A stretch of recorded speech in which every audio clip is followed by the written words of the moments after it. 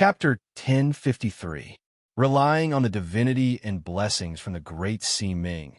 After being reborn 16 times and experiencing 10,000 battles, the venerable elder finally crossed the natural chasm between the purgatory mortal body and the blessed devil, completing a qualitative leap.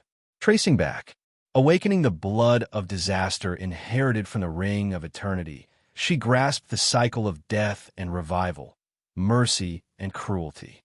After she made the prompt decision to tear her right eye, the blood of disaster from the merciful mother merged with the miracle bestowed by the great Si Ming in her left eye. Mercy and love for the young descendants, cruelty and brutality toward the enemy. The essence of the ring of eternity was manifested through the miracle and disaster on both sides of the ring of eternity, forming a new source of power. This was the loyalty of entrusting one's soul to the ultimate. At this moment, the venerable elder had already become the crown-bearer of Huai Shi's group. After expressing her loyalty to Huai Shi in the most direct way, the venerable elder didn't waste any more words. She instantly soared into the sky, like a giant snake swimming in the sea, controlling the tide of frost to circle around the sun ship 3 times. Wherever she passed, the bone-deep frost shrouded the bodies of the white-scale guards and the undead army, covering their armor and bodies with a layer of thick ice scales that took root in their flesh. In the most direct way, it stimulated the tyrannical nature in their bodies, causing their eyes to burn red as they roared and howled. The ecstatic priests loudly sang praises, splashing the blessings from the ring of eternity, causing the precipitation of hell in their blood to rapidly heat up, bringing with it an even more violent power. In that instant, the gates on both sides of the sun ship opened with a bang, and a frozen white flood rushed out from within, chasing after the venerable elder. Without any avoidance, retreat, or hesitation, they collided with the plague cavalry of the Order of Corruption. The sharp sound of expanding steel drowned out the roar of the storm, and in an instant, blood spurted out from the pale white and dark green. Then, the elite plague cavalry broke through the blockade of the undead army like a hot knife cutting through wax. It was just that their formation was slightly scattered. But then, the white-scale guards at the back forcibly withstood the secret attacks of a dozen giant spider spirits and the bombardment of the damaged white wind cannons, blocking the plague cavalry and erecting an iron wall. The heavy shields in their hands had long been modified by Gregory into embedded armor-cutting plates, forcing the plague cavalry to take a detour. The giant lizards on both sides carried the molten cannons on their backs and began a frenzied counterattack. The crows in the cannons screamed excitedly and were ejected by the force of the explosion. Like riding on a roller coaster, they screamed nervously and excitedly before being smashed into the enemy formation. A new game. In the center of the battlefield, there was already a turbulent airflow converging, forming a tornado-like airflow. The venom-soaked Great Elder was flying down the Great Si Ming Grand Elder. Under the Grand Knight, the spectral warhorse soared in the sky. It was not inferior to the nimbleness of the venerable Elder's snake body. The large number of soldiers under his command did not discourage him. Instead, the countless knights of plague who had died in battle turned into souls and surrounded him, attaching themselves to his armor and forming strange faces that screamed in pain. His sluggish eyes were filled with vicious curses as he looked at the revered elder. Every line of sight carried an origin plague brewed by the host of the banquet, enough to cause the wearer's body to fester and fall ill. And then, there was nothing else, such a weak poison. The elder's bone blade slashed down, and the light in his single eye surged. How can you surpass the strength of our steel? Among her scales, countless weird flowers and sticky colors were rapidly expanding and growing, devouring the plague that was delivered to her door. Immediately afterwards, they began to emit origin substance tendrils filled with anger, pain, hatred, regret, and all sorts of malicious intent. They were like strange wings, dancing spasmodically, wrapping around the elder's body, forming an activation spell outfit that was not inferior to the plague armor. It was so strange and ferocious, but at the same time, it was extremely holy and solemn. It was as if the messenger of the gods had descended here. It bloomed with boundless light. What the hell is this? The Grand Knight, who had originally held the advantage, only felt his body rapidly become sluggish, and an indescribable chill appeared in his heart. Through the eye of crazed desire that was strengthened by the secret instrument of the demonic wisdom, he could easily see the essence of this power. It was also because of this that he felt a chill all over his body. The blazing illusory light was just an appearance. The true essence was the endless shadows hidden behind the light. What was dazzling was not the light, but the deep and strange darkness that was enough to stab all eyes. The shadow of the ultimate was like the sun, radiating from her body and almost covering the entire battlefield. It so generously spread anger, pain, regret, sadness, and resentment to all souls. For a moment, he almost suspected that the person standing in front of him was a priest of Bushuen. But the brutality and greed that seemed to want to devour everything and turn all living things into food seemed like a shepherd blessed by a rancher. But wasn't the power that caused a large group of people to solidify and distort in an instant and fall into madness the favorite method of the Pied Piper's jester? But this was clearly a damned snake person. When did the Eternal Ring have such a good relationship with the element of destruction? In an instant, countless contradictory characteristics and discoveries made him fall into confusion, unable to understand. Was this enemy an ascender from the modern realm, or a damned monster from the dark abyss? There wasn't enough time for him to think carefully.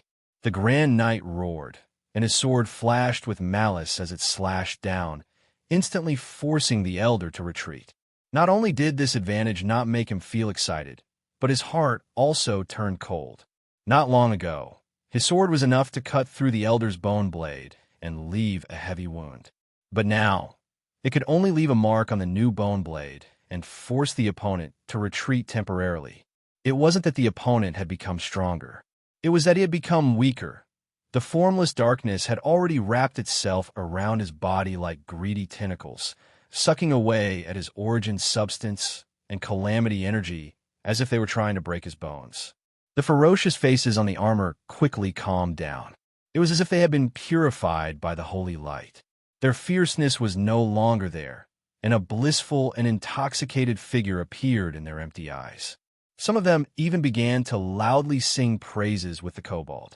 They quickly disappeared from the armor and appeared around the venerable elder, impatiently plunging into the eternal darkness. They burned away in the flames, leaving behind only the remnants of the malice. There was no longer any contamination. What's wrong? The elder instantly appeared in front of him amidst the frosty wind, smiling coldly. Where's the power you're so proud of, reveler? The bone blade slashed down again. This time, a hateful glow appeared on the bone blade, and the scarlet blade collided with the demon sword, causing sparks to fly. Countless crow cries rang out from the Grand Knight's soul, causing his vision to go black. Where's your plague and origin substance poison, reveler? The Naga roared, her pale white hair fluttering in the wind, spreading a bone-chilling cold that froze everything. Show me your true strength, sinner. Show me the courage you used to challenge my master. Or else, a tremendous power emerged from the bone blade out of nowhere. Even a bone blade was unable to withstand the majestic power and fell apart. Meanwhile, the Grand Knight was almost unable to hold onto his sword. His arms went numb, and he was sent flying. However, the evil chill of death followed closely behind him like a shadow. The sharp bone blade regenerated from the elder's wrist with frost. The Naga's face was right in front of him, and the illusory light in her single eye was piercingly cold. Present your head to my master. At that moment, the Grand Knight felt as if he had fallen into an ice cave. He gripped his demon sword tightly without hesitation and shouted hoarsely, praising the king of the feast, praising the incarnation of hell that possessed all desires and depraved wisdom. He didn't hesitate to tear his own soul apart and offer it as a sacrifice. A black-purple glow erupted from the demon sword once again, and a dark compound I formed by countless eyes flashed in the reflection of the sword's spine. The blessing from the deepest part of hell had arrived. Under the authority of the feast master, all living things were corroded and decayed. All the strongest and sharpest forces were quickly blunted and fragile under the endless desire. They were as fragile as glass. In an instant, the elder's arms were easily cut off. From the shoulder to the abdomen, most of her body was split open by the blade. From the spurting blood, the blade stopped abruptly, under the grip of a pair of palms. So weak, the indulgence curse from the king of the feast master failed to devour the elder's soul. Instead, it made her more violent in the pain of her soul. 2 hands were cut off by the demon sword, but there were still 2 hands. They had seized this critical moment and held the Grand Knight's wrist tightly. Through the thick and heavy armor, he tightened his grip and crushed the steel like it was mud, leaving behind deep fingerprints. The blade of the chopping sword was stuck, no matter how hard the Grand Knight struggled. The strangely long snake tail wrapped around the Grand Knight's body and the warhorse and quickly contracted. Then, with the dull sound of blood flowing and flesh bonding, the huge wound was quickly closed under the suture and pull of the revitalization spell. 2 brand-new arms were quickly regenerated from the crack. It's time. In the storm, close at hand, the elder's twitching face showed a grim smile, and a fierce light in her one eye was violet. The regenerated palms reached for the Grand Knight's face little by little, clinging to the sides of his head. Under the helmet, the Grand Knight seemed to understand something. His eyes widened in horror, and he opened his mouth to roar and roar. But then there was a scalp-numbing friction sound. The neck guard at the connecting part of the helmet and armor quickly cracked, and the steel screamed. The Grand Knight's head was slowly turning, little by little, unshakably, toward the back. Crack, crack, crack, crack. 1 circle, 2 circles, 3 circles. The storm was quickly dissipating, and the roar and whine gradually blurred. In the end, only a frightening dull sound was left. It was like twisting a light bulb from a lamp holder. There was a snap. In the horrified eyes of all the plague knights, the ripe melon fell. The plague warhorse whined and was sucked dry by the revitalization cursed tentacles. And the Grand Knight's remaining corpse was lifted by the elder's 4 hands, violently pulled and shattered. Plague blood gushed out and fell into the elder's mouth. Not a single drop was left. After doing all this, she didn't pay attention to the cursed sword that was still stuck in her chest. She flew over the battlefield and landed on the deck of Sun's ship.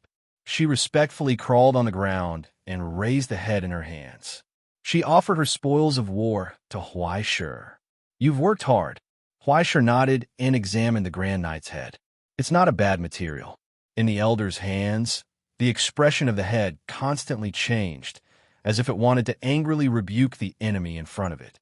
But when the darkness behind him slowly rose, the anger and killing intent quickly dissipated, and unconcealable fear and despair flowed out of his eyes. In the flames of the forging furnace, the miserable scream sounded again, and the alchemy fire swallowed everything. Bear with it. Huaishur reached out and grabbed the hilt of the sword in front of the elder's chest. Ignoring the curse of desire wrapped around it, he violently pulled it out along with most of the elder's soul. The elder gritted her teeth and suppressed the urge to scream, but her huge body couldn't help but tremble and twitch, once again feeling the pain of her soul being torn apart. In Huaishur's hand, the demonic sword suddenly released bursts of strange purple-red light. Countless tempting illusions and moaning sounds appeared, but soon after, the phantom of a furnace enveloped it, and pure destruction descended upon it. The angry roar of the host of the banquet sounded from the void, and then quickly disappeared. The desire to erode and disintegrate everything and great Si Ming's divinity began to fight in the flames. But soon, under the violent suppression of the ultimate, this fragmented curse was eternally melted into the darkness. And then the forging began. The resounding sound of crystals multiplying came from the furnace, and molten iron surged like flowing mercury, covering it and completely destroying the original outline. In Huaishi's hands, the demon sword quickly melted, and in the end, only the pure calamity crystal was left, emanating waves of ferocious aura. Although it's a little rough and lacking in maturity and foundation, it's still useful. Huaishi held the hilt and pointed it at the crack in the elder's chest. "It's yours." The blade pierced down. In an instant, the animated molten iron swiftly drilled into the crown wearer's body like a snake, spreading to every inch of his flesh. Deep into the bone marrow, the lost soul returned with new power. However, this gift and reward was too tyrannical and too great. Under the horrifying heat, the elder could no longer endure the pain in his soul and roared out loud, convulsing violently on the ground. Soon, under the cover of frost and freezing air, the high temperature of the furnace quickly dissipated. The huge crack in the elder's chest had completely disappeared, and in its place was new flesh that glowed silver. Not only did the crack heal, but under the skills of nirvana transformation and biological rebirth, this power was fused into the elder's soul and bone marrow. Countless metal-like nerves connected to the new organs, forming a new cycle. Lines of steel patterns appeared on the scales, wrapping around her huge body, and finally forming an iron crown on her head. When the elder raised his arm again, the curved bone blade oozed out a sticky shadow that was far stronger than the plague blood. Endless malice converged to form a curse. Unbelievable! Such terrifying power. Take it as a congratulatory gift for your advancement. Huaishi smiled and expressed his gratitude, and then took a last look at the battlefield below. "I'll have to trouble you with the rest. Please leave it to me," the elder replied respectfully, and that figure had already turned and left. Chapter 10:54. In a quarter of an hour, all the plague knights were slaughtered to the last. Half an hour later, the countless kobolds that covered the mountains and plains finished their search. They excitedly pushed carts and took away everything that was shiny, hard, or could even scrape off a bit of iron powder. They threw a large number of skeletons into the charcoal fire and threw the spoils of war into the furnace. Amidst the fanatical praises, pairs of eyes were illuminated by the furnace fire, causing the black fur of the kobolds to be covered in a layer of red light. An hour later, the sun's ship rumbled into the distance, and the ruins returned to silence. An hour and a half later, the sky shattered, and countless black dots fell from the sky. A desolate storm blew from afar, bringing with it the wails of the remnants of hell and the mockery of those who had left. This time, no one dared to slack off or be careless. They advanced step by step. The army of hell was extremely vigilant, on guard against the attack of the sun's ship at all times. The light of the large-scale, secret ritual shrouded the sky and earth. But even after 2 hours, there were still no signs or traces of it. Amidst the whistling of the wind in the distance, the rulers of the two armies looked at each other, unable to hide their gloomy expressions, and even unconsciously relaxed and rejoiced. Maybe that group of people from the present realm had really left, right? Left. On the altar, in the huge bronze mirror, there was a gorgeous and eerie palace, as well as a strange figure wearing a thin veil on the throne, looking down at his subordinates who were crawling under the stairs. His gaze was as if he was looking at 2 lumps of incombustible garbage that had suddenly fallen in front of him. It was filled with incomprehensible surprise and confusion. The host of the banquet pondered for a long time and finally seemed to understand what had happened. In other words, there were so many of you, a total of 5 legions, but not only were you unable to stop them, 3 of you were even killed. And then you just let them leave like that? He made a gesture of flapping his wings and repeated, "Left." None of the leaders of the reinforcements dared to speak. They just remained silent and crawled on the ground, trembling. In the silence, the host of the banquet held his chin and pondered for a long time. Suddenly, he came to a realization and couldn't help but pat the chair and laugh. "Ha, this joke is really good. I like your sense of humor. I admit that I was a little scared by you guys just now. You bunch of clever brats, always coming up with new tricks for me. All right, I'll stop joking around. Where's the little cutie I want?" He looked up expectantly and said, "Hurry up and bring him here. Let me see if you've heard him." In the dead silence, there was still no one speaking. The subordinate, who was crawling on the ground, was sweating profusely. Cold sweat dripped from his forehead and fell into the dust. He could feel the gaze that fell on him gradually becoming heavy, and it was filled with a coldness and malevolence that made him shudder. There was no more hope. "You're not joking?" The smile on the host's face gradually disappeared. The subordinate swallowed his saliva with difficulty and nodded. "Then why are you bunch of trash still alive?" The wine cup in the host's hand gradually changed shape. The wine that was brewed from endless desire and thirst fell to the ground, wriggling like a living creature and making sizzling noises. Damn it, 3 legions! After 90 years, after being promoted to ruler, the host once again experienced a long-lost rage. More than 6 legions that were fully equipped with war weapons were all killed by a group of people from the present realm. Even if it were 3 legions of pigs, they wouldn't be able to kill them all in 2 days, right? In the bronze mirror, the furious host of the banquet threw out the wine cup in his hand. The bronze mirror shook violently, and the pinched cup broke through the air and smashed into the army overlord's head with a loud bang.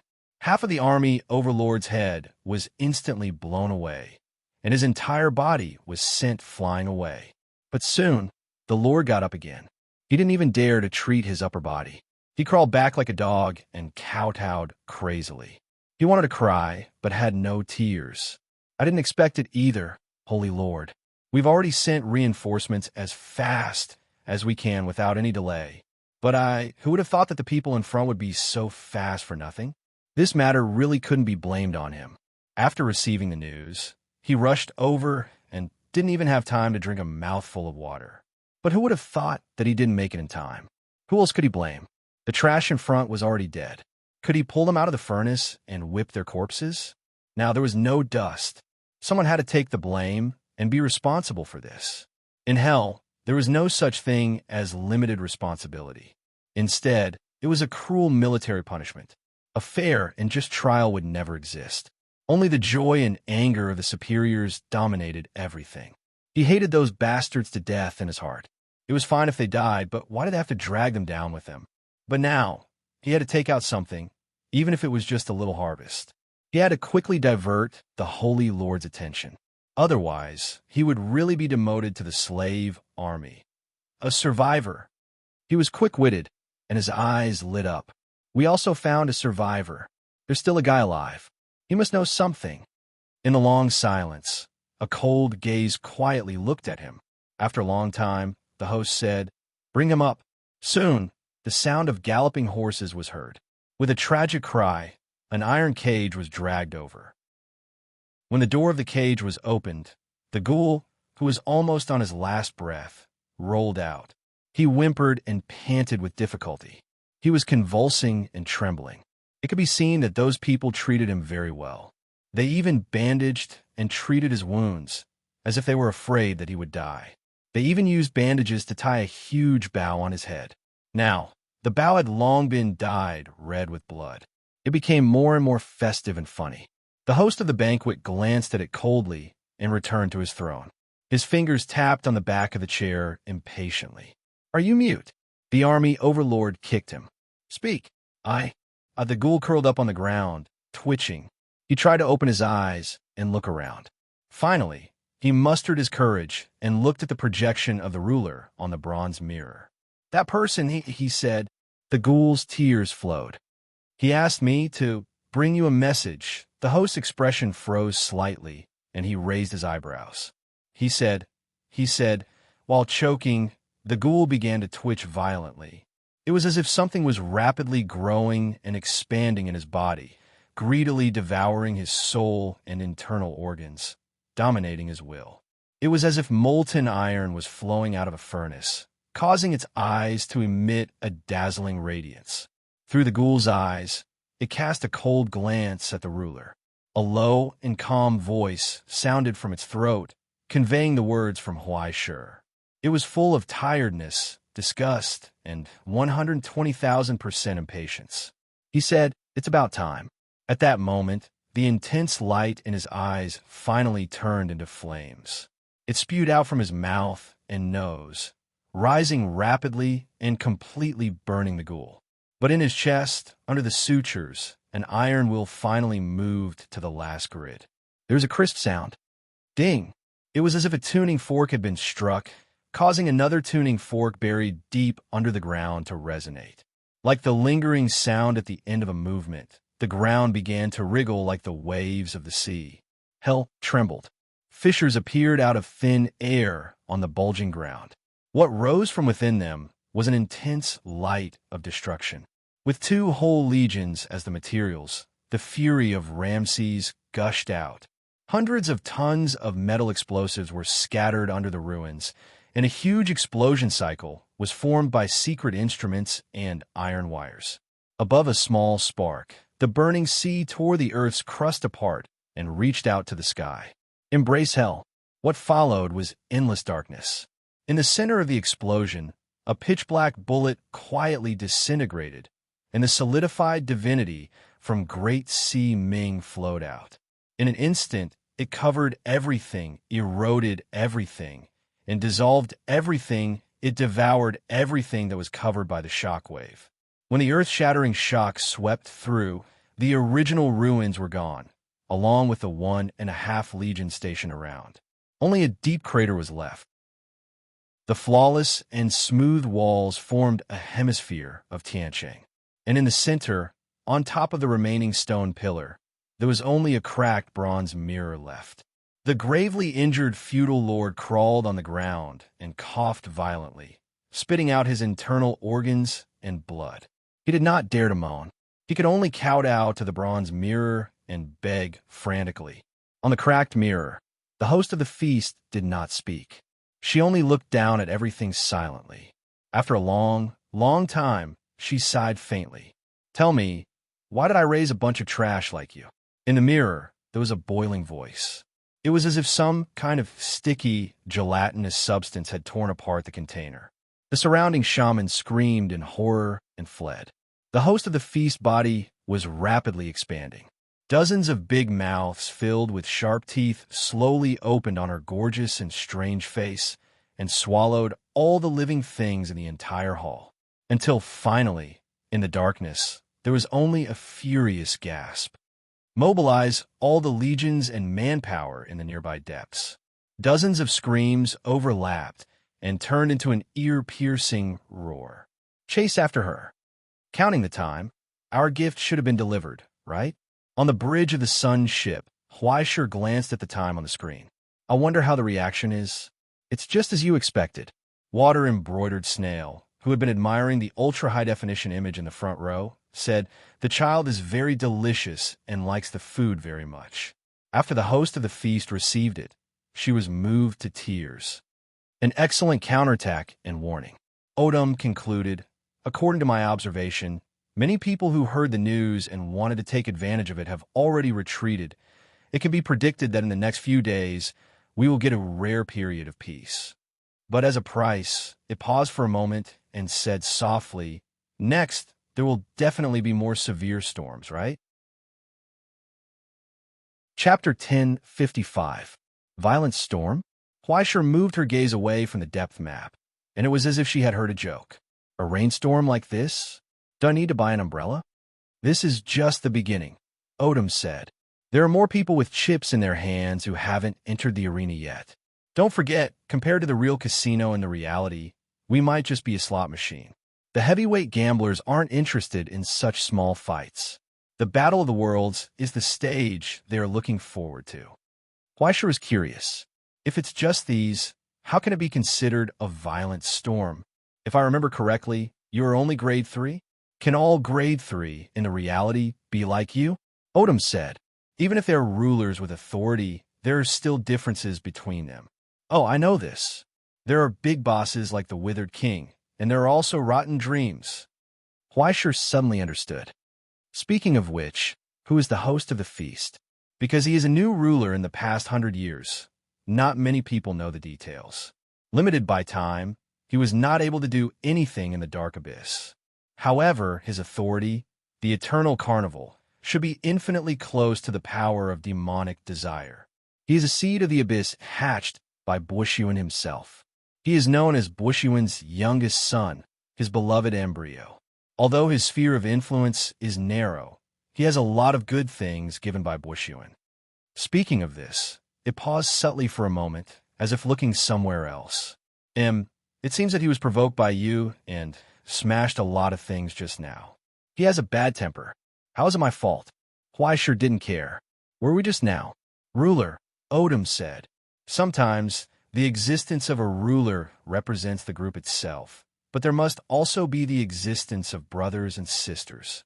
Just like the respected elder who served you, the crowns under the ruler are an extension of their will. Similarly, sometimes the strength of the brothers and sisters depends on the master they are loyal to. Some people were crowned because they were not strong enough, and some people are crown wearers because their bosses are too strong. Not only are there differences between rulers, but even the crown wearers are also very different in terms of strength. Odom sighed helplessly. Look at me. Even if I'm the leader of a horde, I can't even defeat a kobold. I'm a disgrace to all creatures of hell. Is that so? Huaishir was slightly surprised. That's right. Odom nodded seriously. His abstract expression was extremely sincere and without any pretense. The image vividly displayed the subtext that I was a useless person, even if Huaishir didn't believe a word of it. In short, your deeds have been successfully spread throughout the abyss after days of struggle. From the fallen kingdom to the blessed land, your evil name was known by everyone. No one did not know of it. However, even though it had intimidated many small fries, it was bound to provoke a backlash. Even if the rulers are busy focusing on the War of the Worlds and have no time to care about ants like us, they will definitely make arrangements. Odom looked deeper into the abyss. For example, just now, under the orders of the banquet master, the corrupt order sent out the champion of sorrows. That was the leader of a horde blessed by Bushuin, the champion of the Knights of Torment. Even if it was just him alone, it was enough to decide the outcome of a war in hell. I hope you don't confuse him with those small fries. Similarly, a blessed person from the blessed land led a whole group of hunting angels. It can be confirmed that they have their eyes on you. That was a fork that the rancher was quite fond of. Also, it seems that 2 of the twin giants from the Sea of Thunder have also regarded you as the next target of their skull hunting mission. At the same time, Golden Dawn also seemed to have some movements, but their main focus should be on the construction of the stairway to hell. They won't get too involved. In the short term, out of fear of Russell, they may choose to be cautious and watch from the sidelines. But if there's a chance, they won't mind getting some interest back from you. Sounds like the situation is really bad. Huaishir sighed. Can it be worse? Of course it can. Odom said everything he knew. The closest now should be the solidifier organization that almost died out under the pursuit of celestial genealogy, the Children of Doomsday. They hired a whole Black Death army and are about to reach a certain depth. Apart from that, another workshop owner had already brought his factory up to the surface rapidly. And, as you expected, your jester friend hasn't given up and is still running between the abyss, trying to connect more people to completely destroy your existence. At this point, Odom asked curiously, "What did you do to him? Why is he so, persistent?" "It's nothing, right? I just followed people to tear down his home, destroyed the plan that his family had prepared for hundreds of years, destroyed the only result, and seemed to have killed his only friend?" Huaishir thought for a moment and replied with some uncertainty, "Other than that, there shouldn't be anything else, right? I don't think there's a need for anything else." The snail was silent for a long time and sighed with admiration. "I always thought that you inherited the fine tradition of celestial genealogy, but I didn't expect the new generation to surpass the old. You're so young, but you've already surpassed the old. It's really amazing. Is this a compliment?" Huaishir wondered. "Of course." Odom said sincerely, "According to the words of the present world, it's really terrifying. You might even have the qualifications to be a president." Huaishir was speechless and really didn't know what to say. The reality was tragic enough. He really wasn't in the mood to joke. Just like that, time passed. After a few hours, Huaishur felt that the sun's ship suddenly stopped. It stopped moving. What's wrong? Huaishur looked at the screen and frowned. Is there an enemy? But in the detection of the screen, there was nothing in the outside world. There was only a misty white fog, like a veil, enveloping everything. There was dead silence. Everything seemed to be sleeping in a tomb. It's not an enemy. Anton looked up and stared at the faint outline in the mist. There was no change in expression on his old face, but his palm pressed on the table was so hard, as if he wanted to grab and hold something tightly. After a long time, he finally relaxed. He said, "We're here, the transit station and the development base of hell that had been abandoned for decades. Depth 51, Samara 3rd Communication Center. In the beginning, this place was once a sentry post established by the genealogy of the Russian Federation. The knights who participated in the Holy Eastern Expedition killed all the way here and temporarily reorganized. They left behind a solid fortress, built a simple church in hell, and buried their companions who died in battle. After saying goodbye to the dead, the knights who did not return went deeper into hell and were never heard from again. But its location was recorded through the resonance of the church and remained in the depth map of the Russian Federation. Later, after the Republic began the development project of hell, the Russian Federation provided everything it could, including its location. The successors re-established their foundation here, built walls and camps, and named it after the city of the Russian Federation. Then, after more than 40 years of development, step by step, this place became one of the important transit stations and hubs. There were dozens of different paths to hell connected through the resonance between the lighthouses, forming a fixed orbit and flight schedule. It was precisely because of its existence that the Ascendants were able to explore the withered area and even advance to the dark abyss at its most glorious time. There were hundreds of Ascendants, 6 laboratories, dozens of scholars, and alchemists from all over the world. When Huaishur and the others arrived, it had already been silent in this thin fog for decades, and no visitors had come.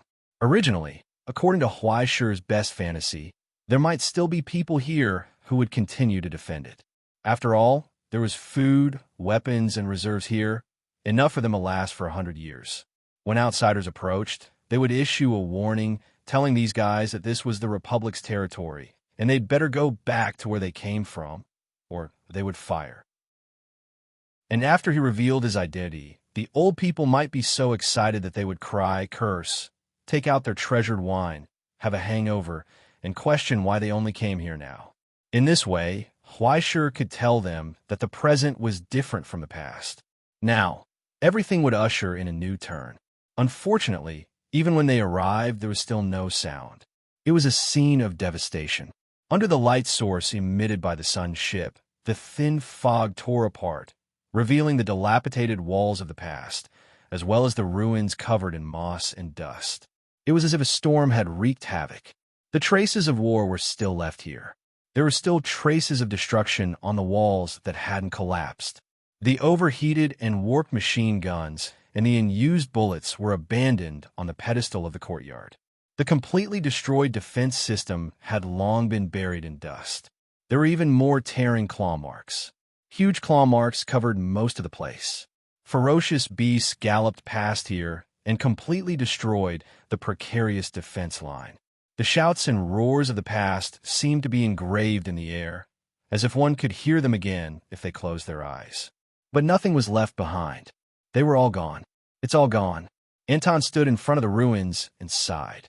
He took off his helmet, revealing his white hair. Huaishur subconsciously reached out to stop him, but the old man waved his hand indifferently. It's okay. I've just checked. The laws here are still operating normally. Besides, the air index is normal. There won't be a problem. Be careful. Huaishur reminded him and stood beside him, shrouding the shadow of the ultimate under his feet. It's okay. Anton was silent for a moment before saying softly, I just want to see it again. The old man pushed open the broken door. He walked inside. Chapter 1056.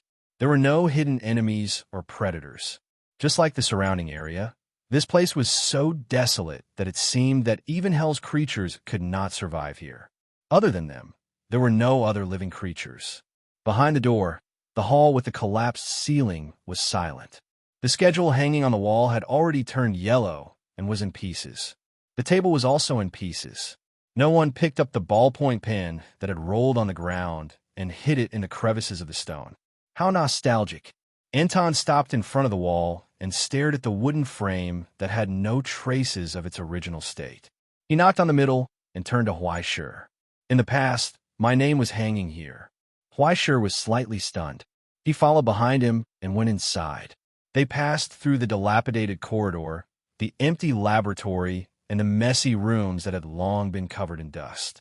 The walls and ceiling were full of cracks. There were no mottled bloodstains or tragic scenes. 70 years was enough for everything to disappear in time. Even the ruins had become gentle. It was as quiet as a tomb. Finally, the old man stopped in the courtyard and looked at the remains of a bench. After a long time, he patted the back of the chair, bent down, and took out an iron box hidden in the crack below. After opening the box, the cigarette ash inside scattered out. Anton immediately beamed. It's still here. He sat on the bench, the old seat that used to belong to him, and looked at Huaishur. Do you have a cigarette? I didn't bring it. Huaishur patted his trouser pocket and replied awkwardly. After becoming a teacher, I always felt that it was a bad influence on the students, so I decided to quit. It's good to quit. Anton smiled in an unconcerned manner. He pulled out a small, crumpled bag from the inner pocket of his protective suit. Pinching out his last cigarette, he sniffed it but did not light it up. Instead, he simply hung it by his lips. In the past, my teacher also advised me to do this, but I didn't care. Later on, when I became a teacher and a parent, I realized that when children see me doing bad things, they really feel uneasy and ashamed. He hugged the box of the past and whispered with nostalgia. Back then, I followed my teacher here for an internship. Although it sounded nice, in reality, I only did some electrical work and odd jobs every day. Even if everyone was working towards a great goal, someone had to be responsible for some trivial matters. My day's work revolved around circuits and gates. Most of my work was to wrestle with screws and nails. The only entertainment was a glass of wine during the weekend dinner. So occasionally, everyone would secretly play cards behind the supervisor's back. After all, the salary isn't much, and there isn't much money to lose. All I can do is read books. Life is pretty boring. When he said this, he suddenly fell silent for a long time. He lowered his head. He stared at the ashes in the box. People are never satisfied, right? Anton said softly. They never know how happy they are. Huaishur didn't say anything. He remained silent. Sometimes, people would only realize how precious the peaceful life of the past was after losing everything they were used to. The biggest illusion of people was to think that everything could continue and never change. But change always came so quickly. It caught people off guard. The deeper they went, the more they could feel the changes brought about by time. The former Third Communication Center no longer existed. Everything was changed beyond recognition in the war. Some were destroyed by hell creatures, and some were destroyed by humans. The engine room, warehouse, control center, there weren't many intact things. But the silver lining was that many things inside could be dismantled and repaired before continuing to be used. Even if it was just these, it was enough to temporarily fill the huge gap in the sun's ship. They didn't make a wasted trip. But Huaishur couldn't feel happy at all, because from the beginning to the end, he could only find traces of destruction and struggle, but he couldn't find any bones. The scattered crows searched again and again, but to no avail. All the remains had disappeared. Along with the violent destruction, there were no remnants left. Maybe everyone has retreated to other places. Huaishur forced a smile, trying to comfort Anton. Maybe. Professor Anton calmly walked in front and said, it's also possible that it was deliberately destroyed. If they had retreated to other places, it was impossible to leave such traces of fierce struggle. Moreover, the list of all the survivors in the Great Retreat was in the database of the Ivory Tower. It was impossible for there to be no news for so many years. regarding this. He had long since been mentally prepared. After all, celestial genealogy has such a bad reputation in hell, and there are so many deep grudges. It's not surprising that someone would do such a thing. It's just that there are no bones left. As early as when the development agreement was signed, everyone was mentally prepared for this. As he spoke, he lowered his head and counted the remaining equipment and supplies in the warehouse. His expression was as usual, and there was no change in his expression. "Help me remove the back cover here." He pointed to the huge, rusty equipment. "Okay." Huaisha reached out and touched it slightly. After sensing the internal structure and the thickness of the shell, he cut off the bolts with a clean cut. The heavy cover that was more than a person's height fell off from the main body. Anton opened the tool bag and carefully removed a crystal plate that was covered with all kinds of chips. He blew off the dust on it, and after confirming the model number again, he put it in the storage box for precision parts. Only then did he finally let out a sigh of relief. "It seems that I didn't remember wrong. When we built this place, because the technical department was lazy, in order to clear out the previous inventory, they gave the main control center's positioning system in the design. They directly used the components of the previous generation's phased array radar. At the time, it was very troublesome to maintain. Who knows how many times everyone scolded it. In the end, we didn't expect that it would be convenient for us. Now, the origin substance tracking system for the fire control equipment can be completed." Huaisha followed behind and was responsible for carrying the precious items in the boxes. Together with Anton, they searched the entire base. They were like scavengers, carefully picking out any precision instruments and equipment that had not been completely damaged. If they could carry it away, they would carry it. If they couldn't, they would take it apart and send it into the sun ship's workshop. When they passed by the dilapidated dormitory, Anton looked at it for a long time, lost in thought. He pointed at his original room to Huaisha. At that time, the first batch of people to retreat was given. Everyone gave me the spot in the maintenance department. It wasn't because I was the most important, but because I was the least important. You see, if the personnel needs to be reduced, then the plumbers and electricians have to be eliminated first. That's how I luckily survived." He laughed self-deprecatingly. When we left, everyone was so busy that they didn't even have time to say goodbye. They only urged me to make more reports after returning to the present realm and send more supplies over. Everyone thought that the retreat was temporary and that they would return one day, including me. Therefore, when we said goodbye, we didn't think that we wouldn't be able to meet again. The old man sighed softly. "There's still too many things that haven't been done." "What a pity," Huaisha thought for a moment and answered seriously. "A friend once told me that meeting and parting are always common. As long as everyone has laughed to their heart's content when they meet, there is no need to regret after parting.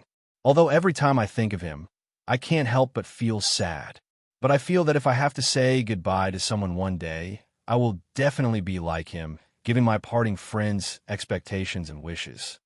After Anton heard this, he was silent for a long time. Then he laughed softly. "My teacher might scold people. His temper isn't that good, and he never says anything gentle. However, I'm a little stronger than him now. He should be able to calm down and have a good rest." After he finished speaking, he shook his head and said to Huaisha, "Let your group take care of the rest. Just follow the markings on this blueprint. The infrastructure hasn't been destroyed too much. After dismantling it, there are still many things that can be used." On the blueprint he handed over, the dismantling parts were already indicated. They were densely packed and didn't leave anything behind. Huaisha hesitated for a moment. "This is the place where they fought for the last time.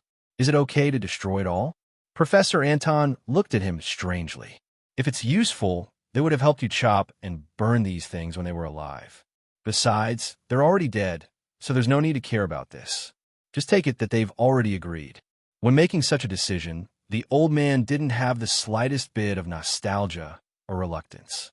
He just looked around at the place where so many people had lived and protected together, as if he wanted to imprint everything in his mind. "In the past, my teacher told me that we can't choose how to come and leave this world, but we can choose what to live for. Everyone chose to join the Republic because of this reason. Therefore, sacrifice and death are always common. It's not surprising. What the dead couldn't do, the living have to continue doing. What the ancestors couldn't do, the juniors have to do. If someone stops us, then we have to be enemies with them.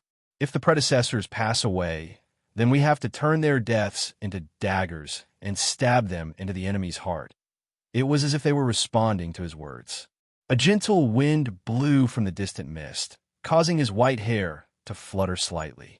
A crisp sound came from the window. It was a necklace left behind by the deceased. A rusty iron plate hung on the broken chain, and the words on it could no longer be distinguished. In the silence, Anton quietly stared at the nameplate that swayed in the wind and couldn't help but smile. He reached out, gently picked it up, and hung it around his neck, together with his own. My dear friends, let us reignite the furnace and forge everything. He lowered his head and promised softly, I promise that everything that disappears in the rain will be reborn in the flames. No one responded. Only the sound of iron pieces colliding with each other could be heard. It was like the laughter of the past. Long time no see, everyone. I'm back. Chapter 1057. 2 hours later, under the destruction of the sun's ship's mechanical arm and the iron crows, the buildings collapsed into dust. The kobolds pushed carts back and forth between the ruins and the construction site. The snake men crushed the bricks and sent them to the assembly line. Then they extracted the alloys and origin substances that had been fused into them in the past. The massive steel structure was pulled up by the crane, rising from the ruins. After being dismantled and modified, it was sent into the workshop. There were even more instruments and equipment. Those that could be used were all taken away. Those that could not be used were all dismantled, leaving behind the necessary parts as spare parts. The rest were all sent back to the furnace to be recast. Once again, the sun ship was covered in a brand new metallic light. From beginning to end, Anton sat in front of the base, silently watching, witnessing everything. When he left, he returned to his workshop and began to work. It was as if he had already used up a lifetime of rest. Without sleep or rest, day or night, he continued to produce and modify with shocking efficiency. Fleischer turned a blind eye to this. Apart from occasionally confirming Anton's vital signs and the necessary sleep, he did not stop him. There was no need for those meaningless concerns and obstructions. Everyone here had gambled everything, not only for themselves and their future, but also for the inheritance and weight from the past. Thus, the work continued. The mission also continued. The sun ship rumbled forward, advancing through hell. The further they went, the stranger the entire world became. A thick fog enveloped everything. There was not a single living thing to be seen. In the seemingly eternal silence, only the fog silently danced. Sometimes it would rain, and sometimes the rain would suddenly disappear. The signs of day and night gradually became less obvious, and the direction also became more and more chaotic. More importantly, the index of depth also began to become ambiguous. It was constantly changing. Sometimes it seemed like they were in the Earth realm, but sometimes it was frighteningly high. The sun ship always activated the highest driving depth stabilizer. It was difficult to bear the load at the highest peak. Sometimes it seemed like there was a silent city or some mountain range passing by them.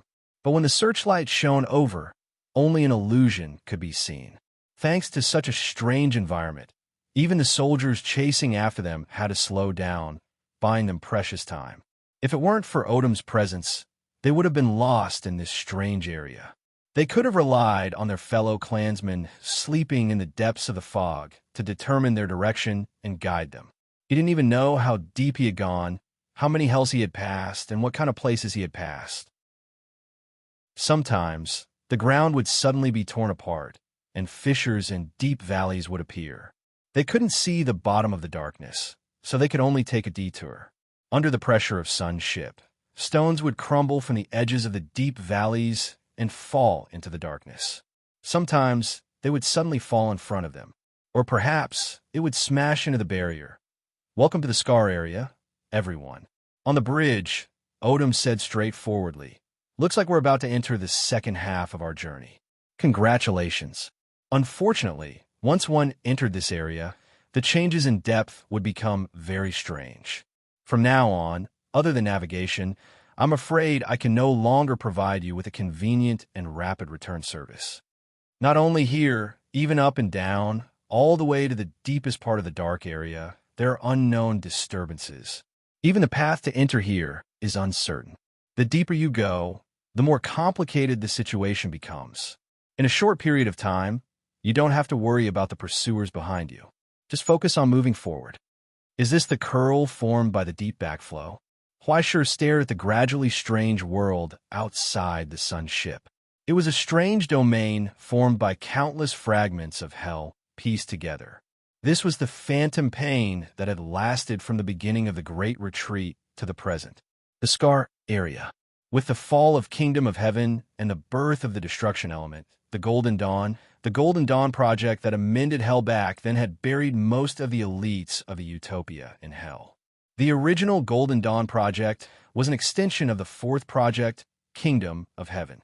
It was a subsidiary organization that was born in order to smoothly enter the second phase after the birth of Kingdom of Heaven.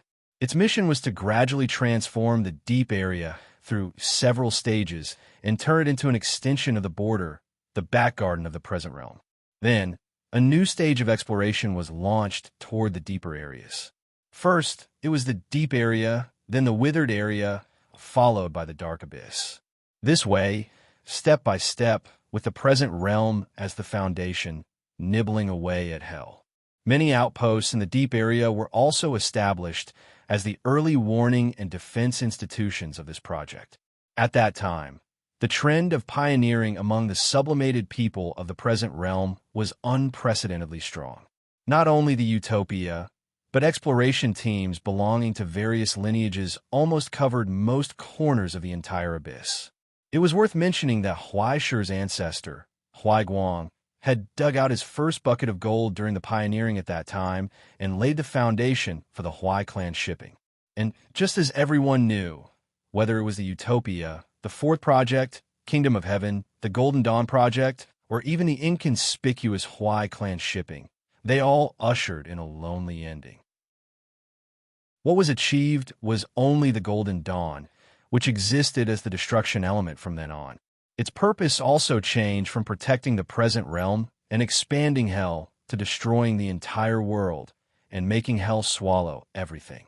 It was like the moment the rancher was born, the gods ushered in the destruction of the gods.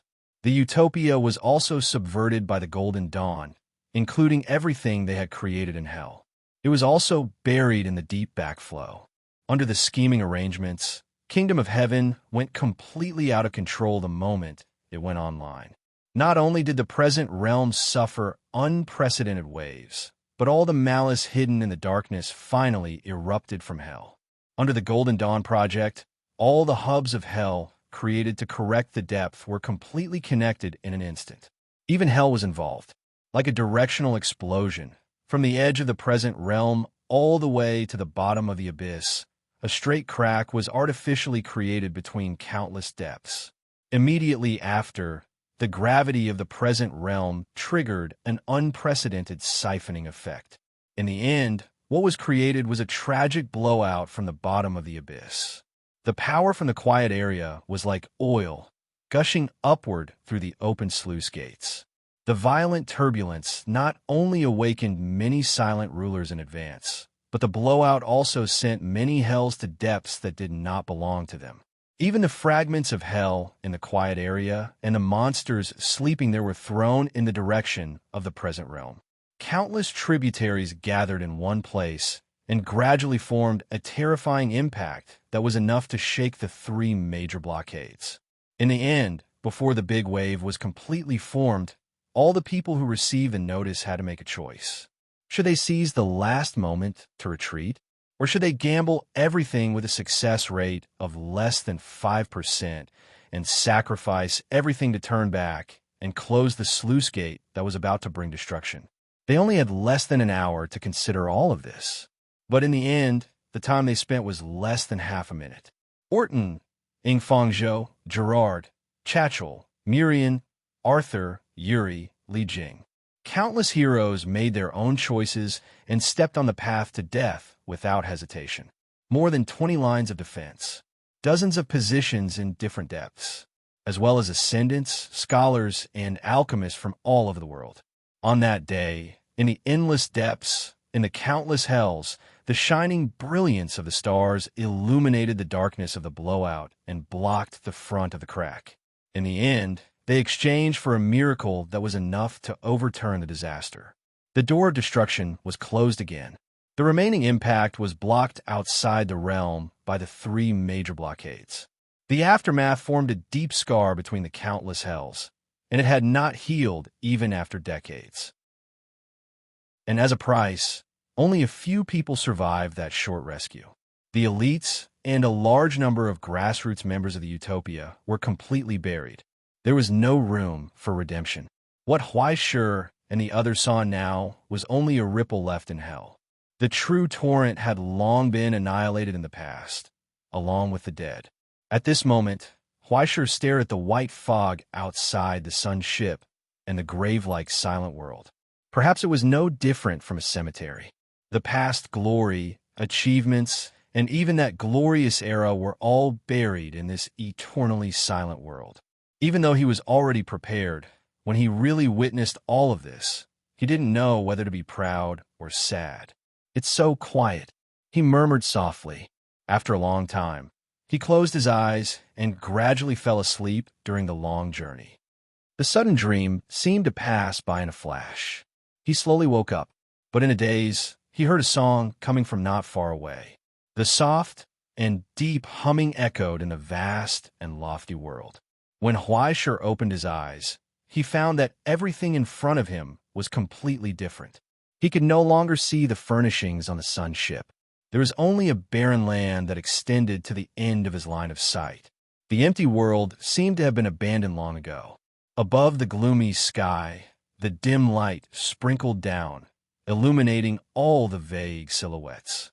The entire world had lost its color.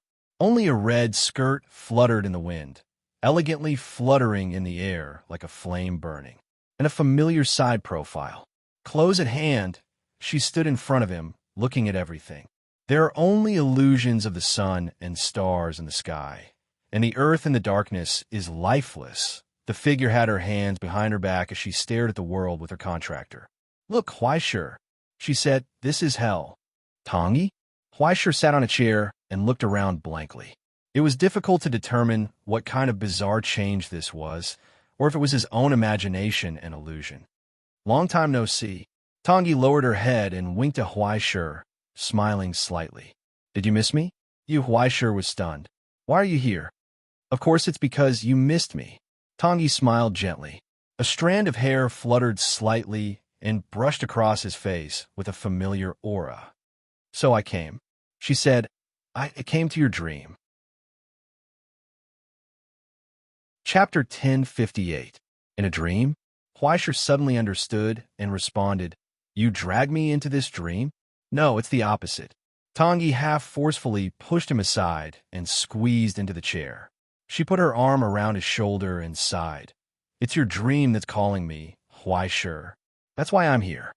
She turned around and looked at Huaishur with a faint smile. "Is it so hard to admit that you missed me, Huaishur?" Don't talk nonsense." Huaishur subconsciously shook his head and refuted. Just as he was about to say something, he heard a sigh beside him. "Speaking of which, you seem to have become a little gloomy recently." Tongi sighed softly. "Even your dreams are so tragic. Did something happen? In the past, at least I would occasionally go to the beach with the girls. Oh, the hot summer, the laughter, the waves and cold drinks, the sound of the tide and volleyball. Now that I think about it, I really miss it." Huaishur's body subconsciously tensed up. He didn't know if it was because Tongi was too close to him or because of her words. He was frightened and nervous. Don't be shy. I don't know anything." She dragged her strange tone, and her smile became more and more cheerful. "Although there are a lot of people, the content is quite complete. At most, it's at the level of 16+. Isn't a little too innocent? Ha ha, so cute." Doesn't that mean you know everything? Huaishir trembled with anger, and tears almost flowed down his face. I'm just trying to give you some privacy. Tongyi blinked innocently with a sincere face, completely ignoring the huge trauma that her contractor's heart had suffered. I haven't told you about the dreams in the library, during recess, in the office's lounge, and the candlelight dinner. It's my fault. Please don't say any more. Let me go. Huaishir put his palms together and didn't dare to act rashly. Did you come all the way here just to urge me to hang myself? No, it's just that I haven't been out for a long time and felt that you seemed to need someone to accompany you. So I came over to take a look. Tongyi took a sip from a cup of milk tea that came out of nowhere. Just in time. I'll let you rest for a while. Huaishir's hand suddenly sank. A cup of milk tea appeared out of thin air. Double pearls, 3 parts sugar. It was perfect for his taste, and it was steaming hot as if it was real. After he took a bite out of curiosity, he tasted a mellow and delicious flavor that he had never imagined. Dreams can even simulate this? Oh, just take it as a gift from a kind-hearted person who saw that you were sad. Remember to say thank you. Tongyi sighed with emotion and looked into the distance. It was as if she could see another dream, where an unlucky person who had waited in line for several hours for milk tea was met with an unexpected disaster. Her fingers moved slightly, and the queuer, who wanted to cry but had no tears, felt that he was hit on the head by a heavy box. The box fell to the ground, and the banknotes inside fell out and drowned him. And in another dream, a group of robbers who were in a fierce firefight with the police didn't realize that the weight of the box in their arms had suddenly lightened a lot. Countless bubbles of dreams seemed to be close at hand. But as her fingers moved, they disappeared again in the rainbow light of the silver sea and returned to nothingness. Replenish some sugar and calories. It's good for improving your mood. Tongyi emptied the cup in her hand and threw it into the empty world. She looked at the hell in front of her and suddenly asked, because of the scar area? Yes. Huaishir sighed. Sometimes, although I already know and have been mentally prepared, I still feel sad when I see and touch it with my own eyes. That's their own choice. They have chosen the ending for themselves. Tongyi said, for idealists, there's nothing more satisfying than such an outcome. At least, it's better than living a life of inaction and dying silently in a hospital bed. Maybe. Huaishir was silent for a moment and asked softly, Tongyi, why is there such a thing as hell? I know that everything has an ending, but why? Because it's also a part of the world, Huaishir. Tongyi answered matter-of-factly, it's just like the present. Disasters and miracles are one. Suffering and redemption coexist. Nothing appears out of thin air, and there are no miracles without a price in this world. Don't tell me you've never found it strange. Snake people, rat people, minotaurs. Why do so many creatures of hell have traces of the present? Or do you think that it's natural for most intelligent creatures in hell to look like humans? Huaishir was stunned. He couldn't answer. Whether it's humans or beasts, all life is formed because of miracles. But where do miracles come from? Tongyi's smile was mysterious. There must be a reason for everything, Huaishir.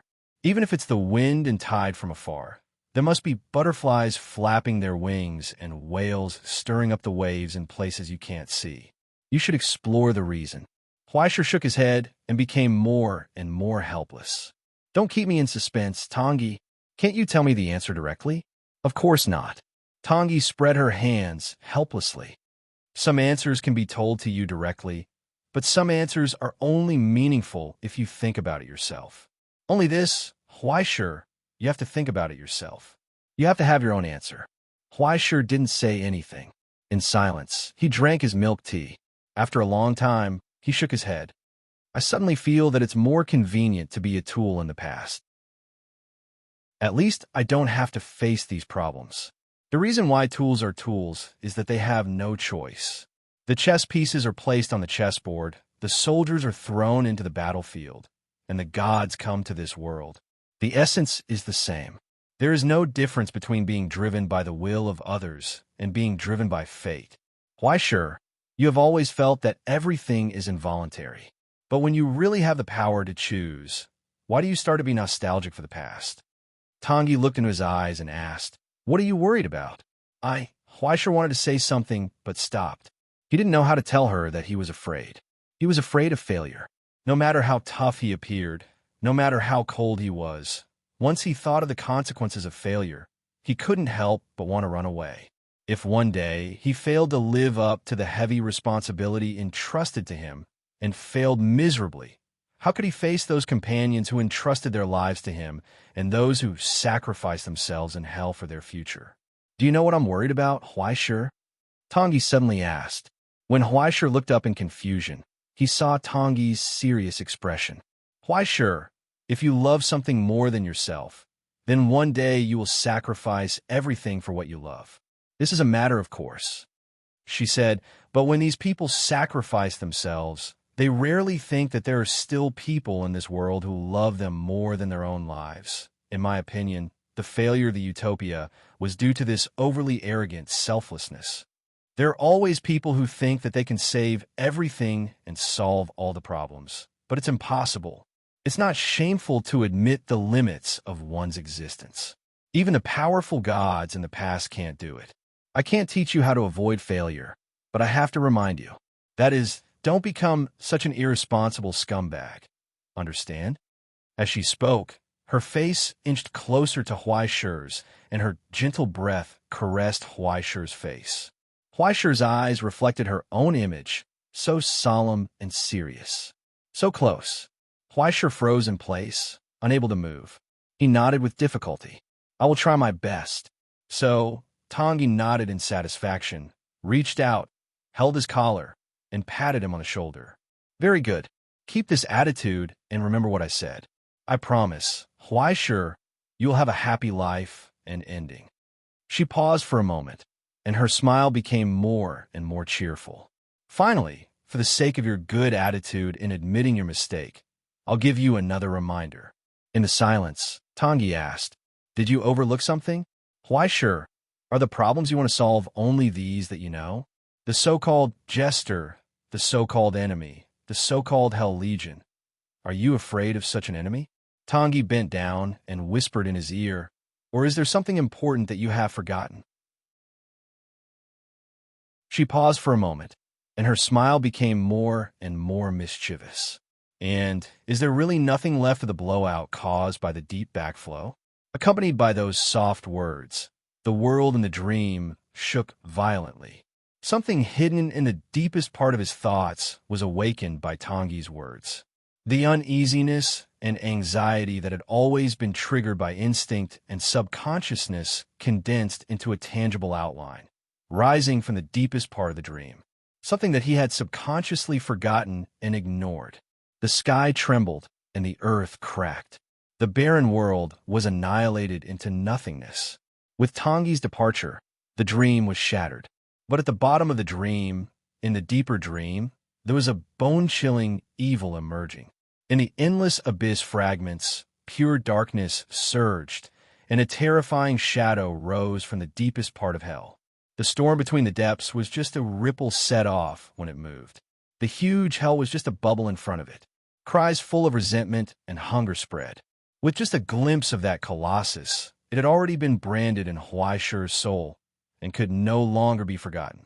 Even if it was just an outline in his memories, it was enough to make the entire dream fall apart.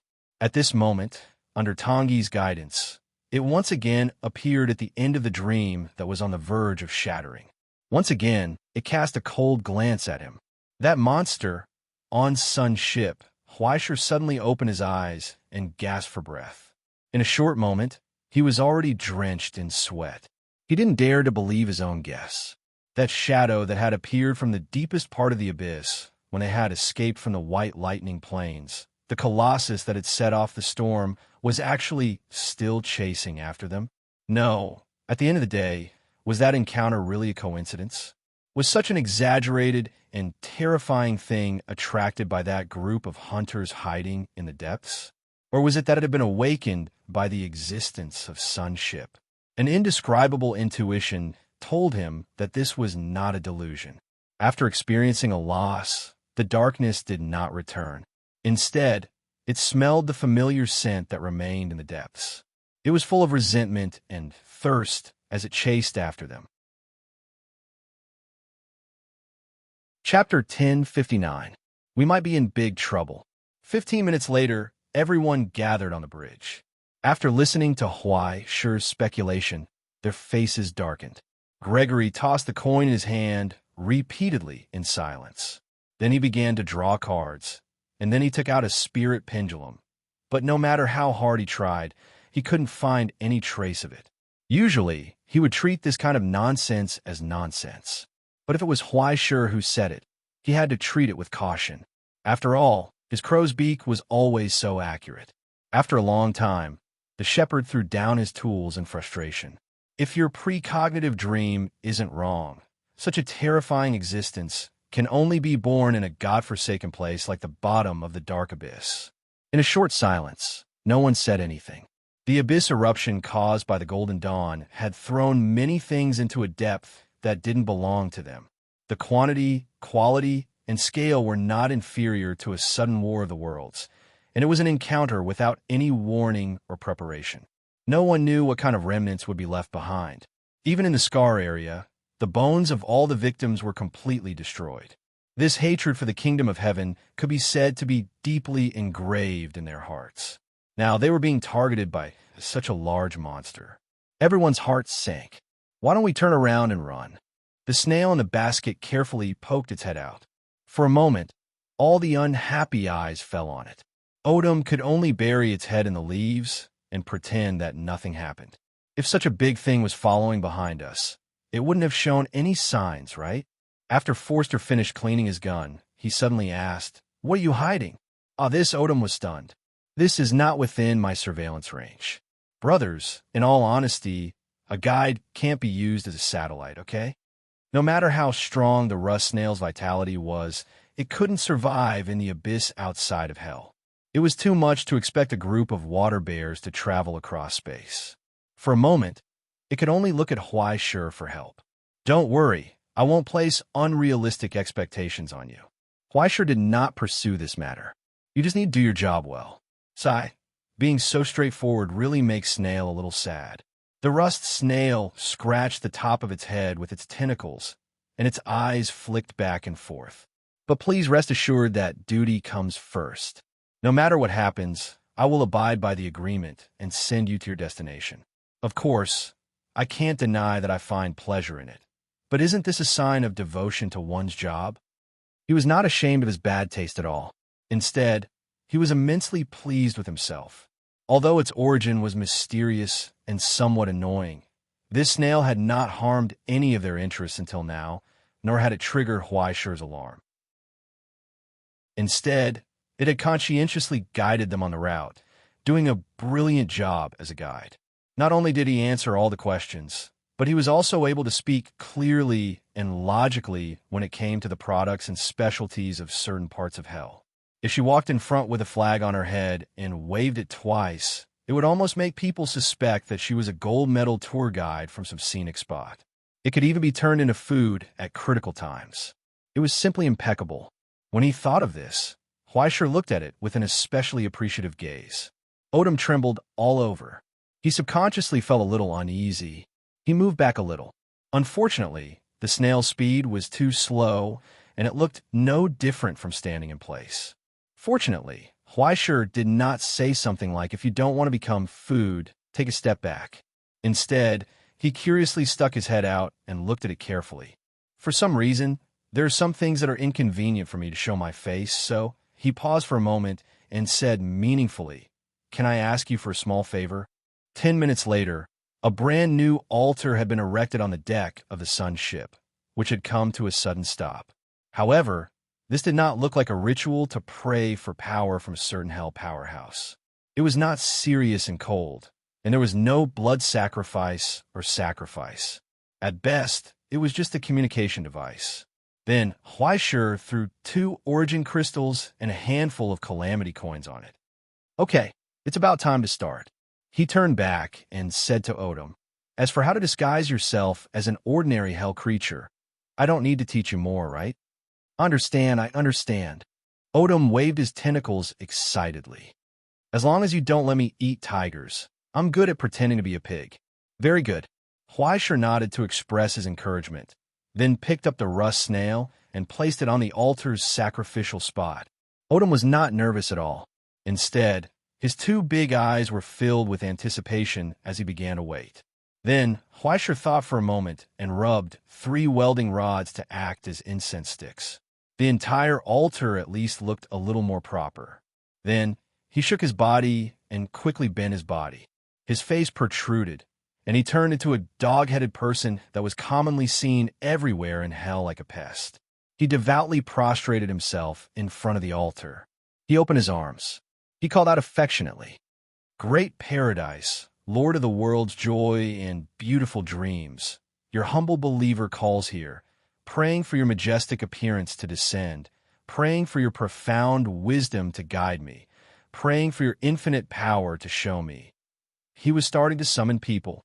Following his impassioned chanting, the alchemy array lit up layer by layer.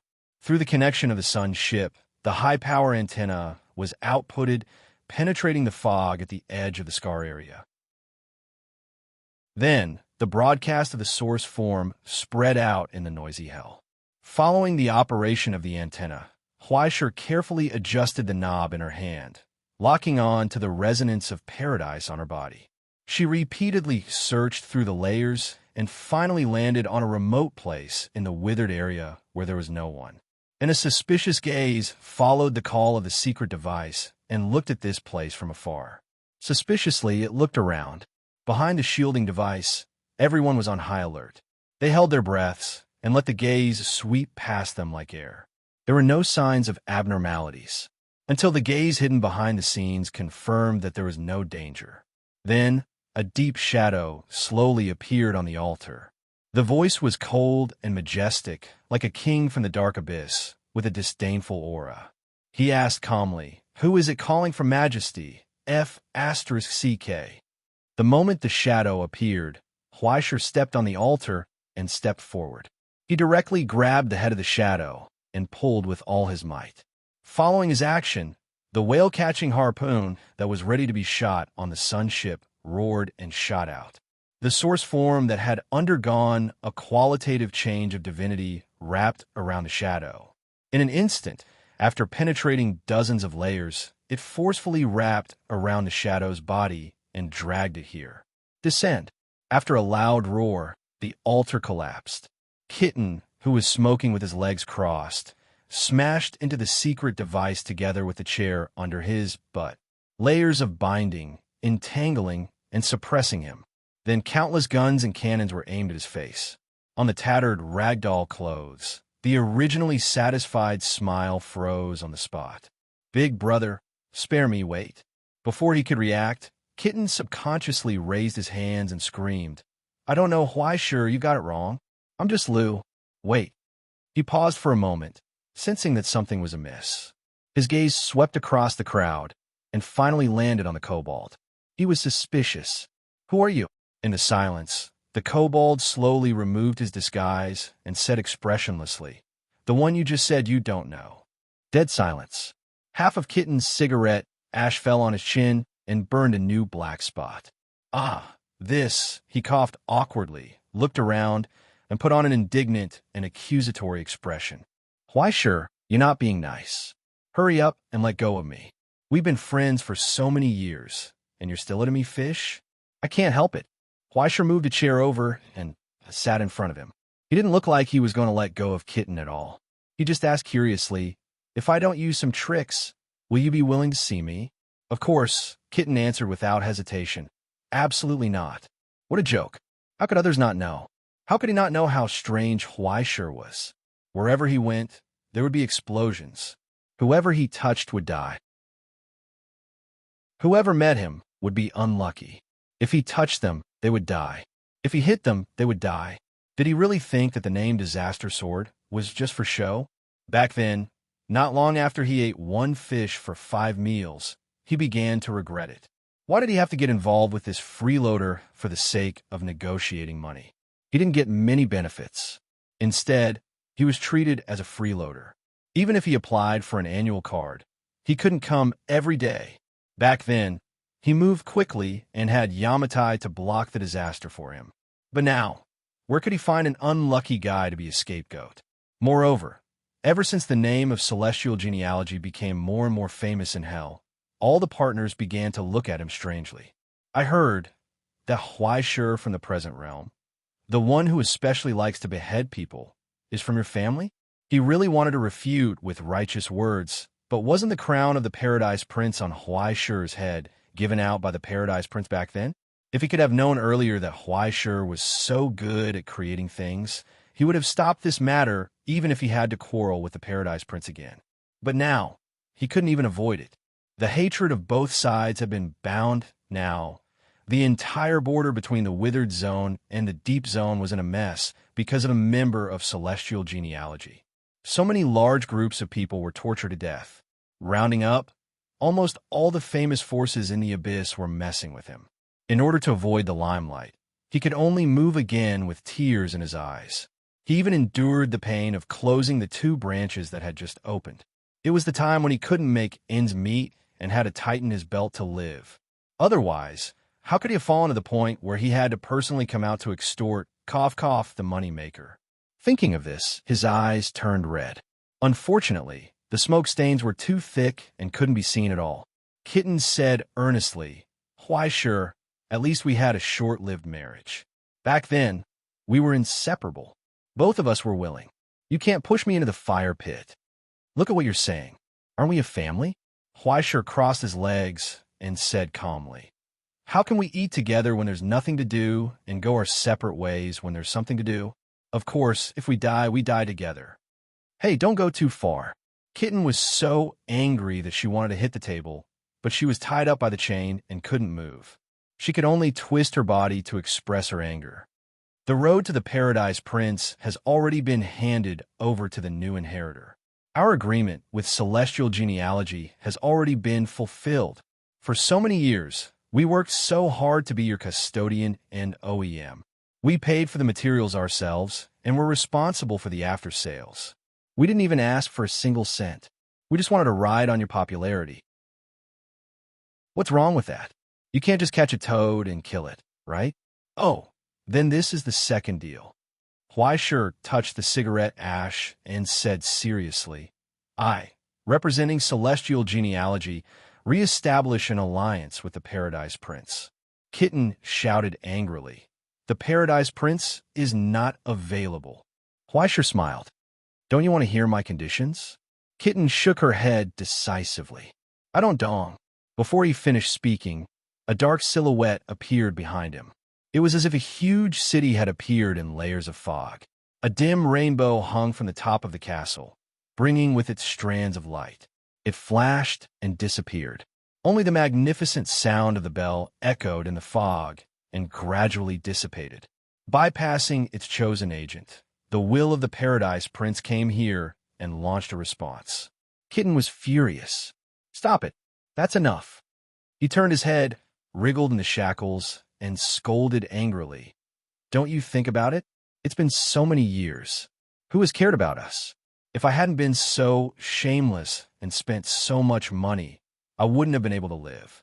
Now that we've finally been free for a few days, why are you still rushing forward to join the fun? Isn't it good to have a long memory?" Dong! The mighty sound of the bell rang once again in response. Kitten's face twitched. She didn't know if it was from embarrassment or helplessness. She stomped her feet and said, Fine. You guys are all right. I'm the only one who's stingy, okay?" Dong! The bell rang again. This time, a gentle force brushed past and unlocked Kitten's shackles. It even stuffed a new cigarette into the corner of her mouth, lit it, and patted her on the shoulder. It was as if she was gently comforting her. Kitten smoked silently.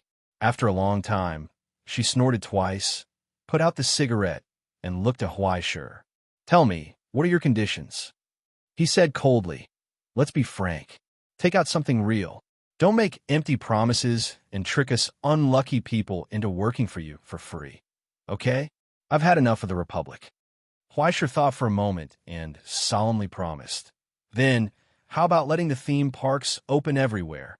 Kitten immediately snorted and sneered. She glanced at Huaishur.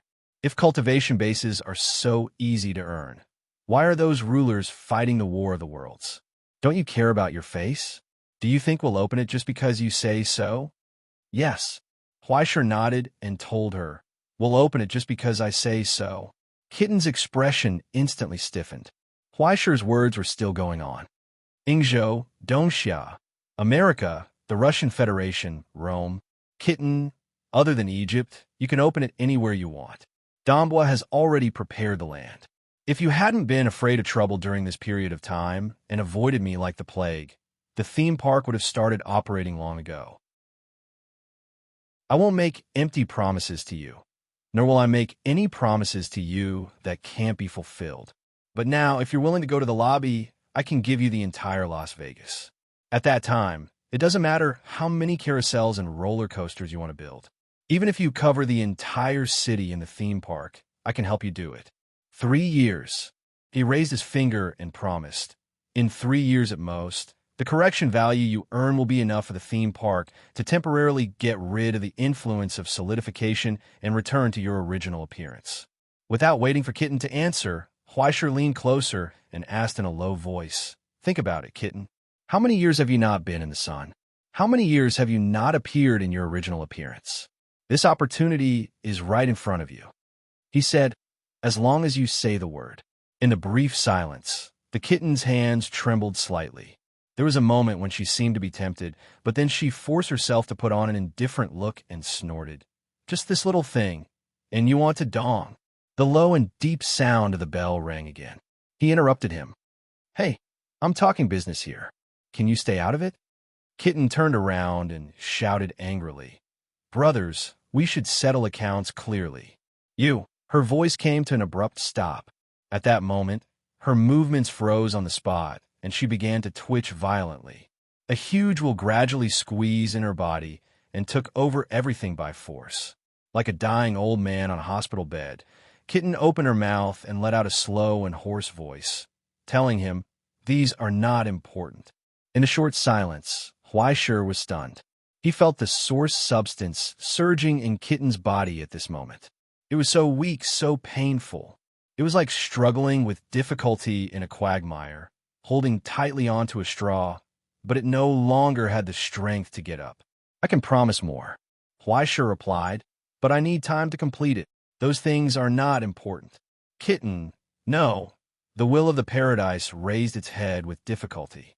As if it was talking in a dream, it told him laughter, children, and hugs and flowers. When it made a sound, its eyes seemed to light up with the light of the past.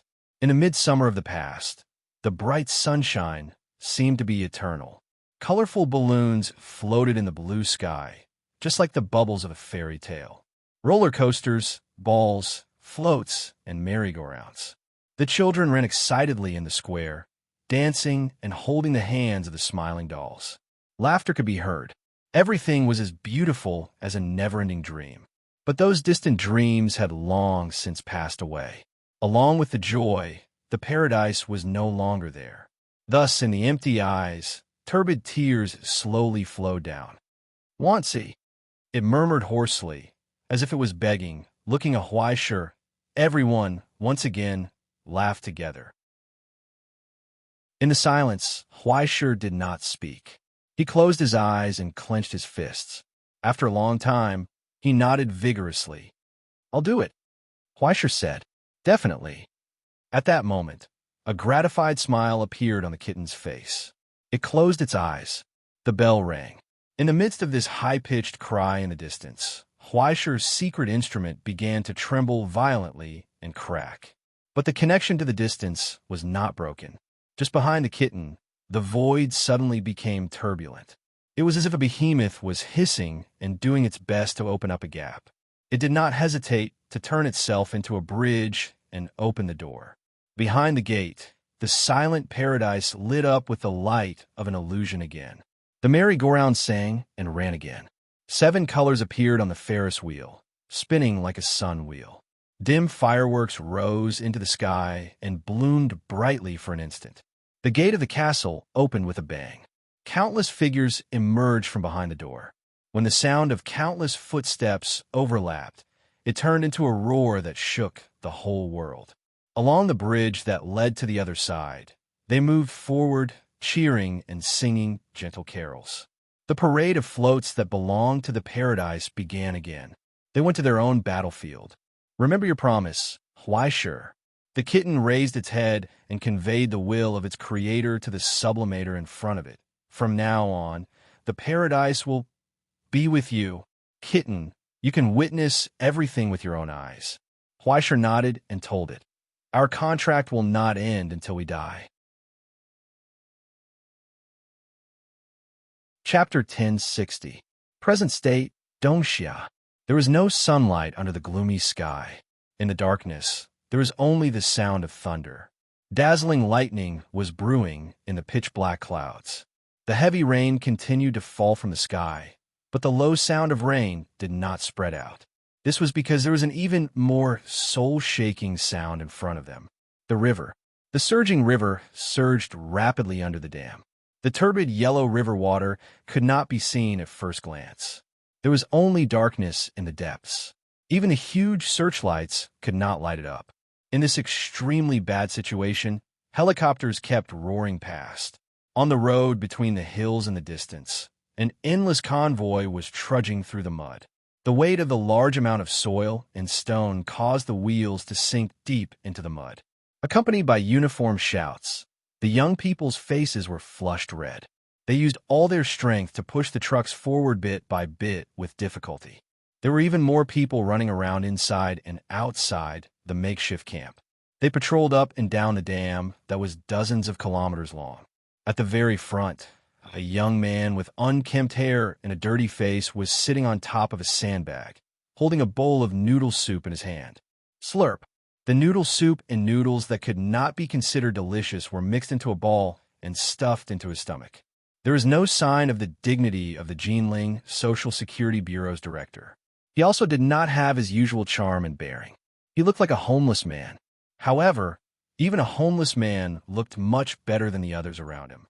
It was as if they had just climbed out of a quagmire. Those people were covered in water and mud.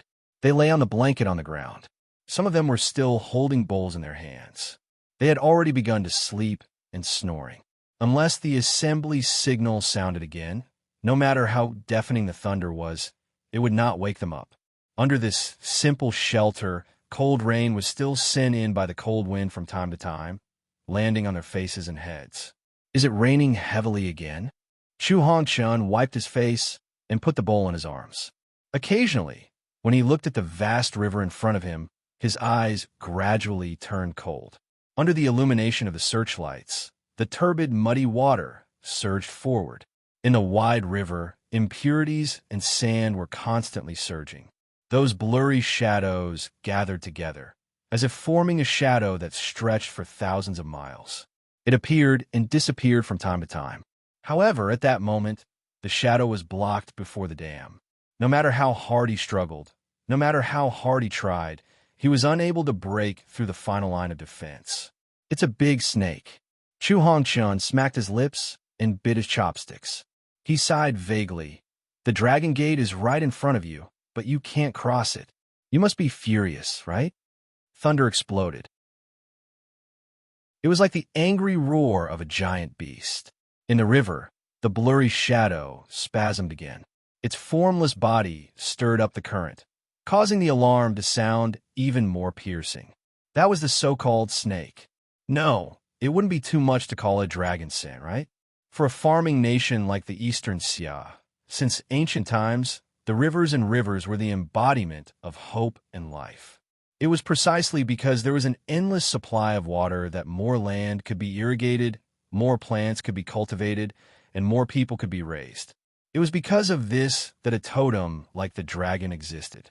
If the countless towering mountains were the bones of the dragon's veins, then the complex water system that covered the entire Eastern Xia was the body of the dragon. The endless rivers were like blood, covering the entire country. Wherever it passed, all living things grew. This was the dragon. It was this generous gift from the dragon that allowed countless lives to flourish and flourish. The so-called dragon's veins were like this. Mountains, rivers, earth, and people were indispensable. If the dragon was the one that nourished all living things and gave life, then this uncontrollable power and overflowing torrent was no different from a snake. The battle between dragons and snakes had never stopped since ancient times. It could be foreseen that it would continue into the future. Now, the climate disaster that the flute player had brought to the world had already appeared. It was not only a drought and a storm. What it had brought out was this disaster that had been silent for many years. When the material disaster combined with this silent disaster, it would bring the slumbering serpent back to life from nothingness and evolve into countless evil creatures. It was not just at this moment. Here, a war that spread throughout the entire Eastern Sea had begun a month ago. There was no smoke in the battle between humans and natural disasters. There was only thunder and the roars of countless people under the storm, as well as the battle between the disaster serpents that longed to become dragons and the Eastern Sea lineage in the shadows. Under the shelter, San, who was wearing a raincoat, hurried back. The fierce battle with the water monsters had consumed too much of his energy. The fire attribute Stigmata was especially disgusted with this kind of weather. Even his face looked a bit pale. After coming in, he sat down on a cushion, unable to get up. Yuan Zhao, give me a cup of water. Yuan Zhao. HM, where's that kid Yuan Zhao? She looked around and frowned. Isn't he supposed to be your guard? Did he skip work again? Chu Hongchun held back his laughter and pointed below the dam. There, isn't that him? Sin narrowed his eyes. In the mud, among the figures moving back and forth, he searched for a long time before finding the young man covered in mud. He was carrying a sandbag the size of a small mountain on his shoulder as he hurriedly ran behind the formation. His originally handsome face was covered in mud and his hair was a mess. It was impossible to tell that it was him. San's expression looked a bit better, but he was still a bit unhappy. Is this kid going crazy again? I arranged it. Chu Hongxin replied. I'm a piece of trash that can't carry anything.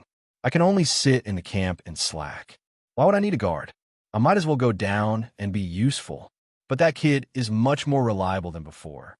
He's been running around like an animal for 2 days, and he hasn't complained. He's grown up. San's expression became slightly gratified. Children will grow up. Isn't this much better than his sloppy appearance? That's right. Chu Hongchan nodded in agreement, his eyes filled with sympathy. Unfortunately, in the world of adults, it's not only age that will increase, the amount of work will also increase. He actually has time to pee? Later, get someone to give him more work. Sin didn't say anything. Everyone in the Social Security Bureau already acknowledged that although Big Cousin was considerate when he was considerate, when he wasn't a person, he didn't seem like a person at all. Unfortunately, when he wasn't a person, there were more times than when he was considerate. It caused the girls to privately discuss whether this was a new type of PUA method. How's the situation upstream? Chu Hongxin asked. It's still very tense. Emosin took a breath and replied. The rainfall is still rising. The water level is about to reach its highest point in history. Keep an eye on it. Have everyone stay alert. Floods, droughts, plagues, everything is tense. We can't lose face at this juncture. Chu Hongxun emphasized again. If something goes wrong, the losses will be incalculable. Sin nodded solemnly. He thought for a moment and comforted. The entire realm is tense. No matter what, we're better than those people who maintain the system. Can't you learn a bit? Chu Hongxun rolled his eyes and didn't mention this topic. He only asked, what did Rainmaster and Wind Count say? They're trying to disperse the clouds, but it's not very effective. The rainfall upstream is really too high, Sin said softly. When I came here, I heard people say that it's better to just take out Hamba's authoritative relic. When Chu Hongxin heard this, he stopped eating and raised his head. His expression became even more solemn. You think so too? I'm not in charge of using my brain. What's the point of thinking about this? Some people just think too much. Chu Hongxin sneered. In order to solve a temporary emergency, to indirectly increase the degree of distortion.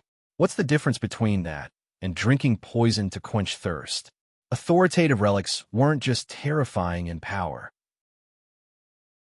If that kind of thing wasn't handled well, there would be no end of trouble. Not only would it waste correction points, it would also indirectly increase the burden on the realm. Once Hamba appeared, there would be a 1,000-mile drought. The floods would be gone, but there would be problems with food production for the next decade or so. When that time came, not only the cabinet, but even the Continuation Academy, who came to clean up the mess, would be cursing. For so many years, everyone had abided by an unspoken rule. That was the restraint treaty of authoritative relics. Unless there was a large-scale distortion accident, they would never use that kind of thing in the realm. Chu Hongshan took out his phone and glanced at the list on it. He began to make arrangements. It seems that old man Suanio has been too busy recently and didn't pay attention to ideological construction. As a result, some people began to slide when he didn't care. Later, I'll have to open a few more classes and learn more. After the education, they would be sent to the border to work for a few years. Then, they would know the importance of things. If they were still useless, then they would sit on the bench until they died. At this critical juncture, everything is tense. We have a big family and a big business. Don't be like a pauper who only knows how to gamble. We have to do what needs to be done. Don't do what you shouldn't do. Some people just didn't know how extravagant it was to do things properly. They liked to gamble whenever they had the chance. If they won, they wouldn't earn much. If they lost, they would suffer heavy losses. Or were they after? Chu Hongchun shook his head and dispelled the irrelevant thoughts. He asked, "What about Kwafu? He didn't slip away, did he?" "Although I'm not sure, he knows the importance of things." "Don't worry," Emo-san replied. "According to your instructions, I told him before coming that I hope to bring you along during the next social gathering. Stay in the eye of the sea obediently and don't move." According to Suenio's arrangements, Bai Zhe is still in Yinjing and won't move. Di Ting is still arguing with the Russian Federation and India. The old lady of the Qing Emperor is still in the northwest. Gao Chen seems to have other things to do and is nowhere to be seen. She paused for a moment and sighed helplessly. If old Fu and Little White.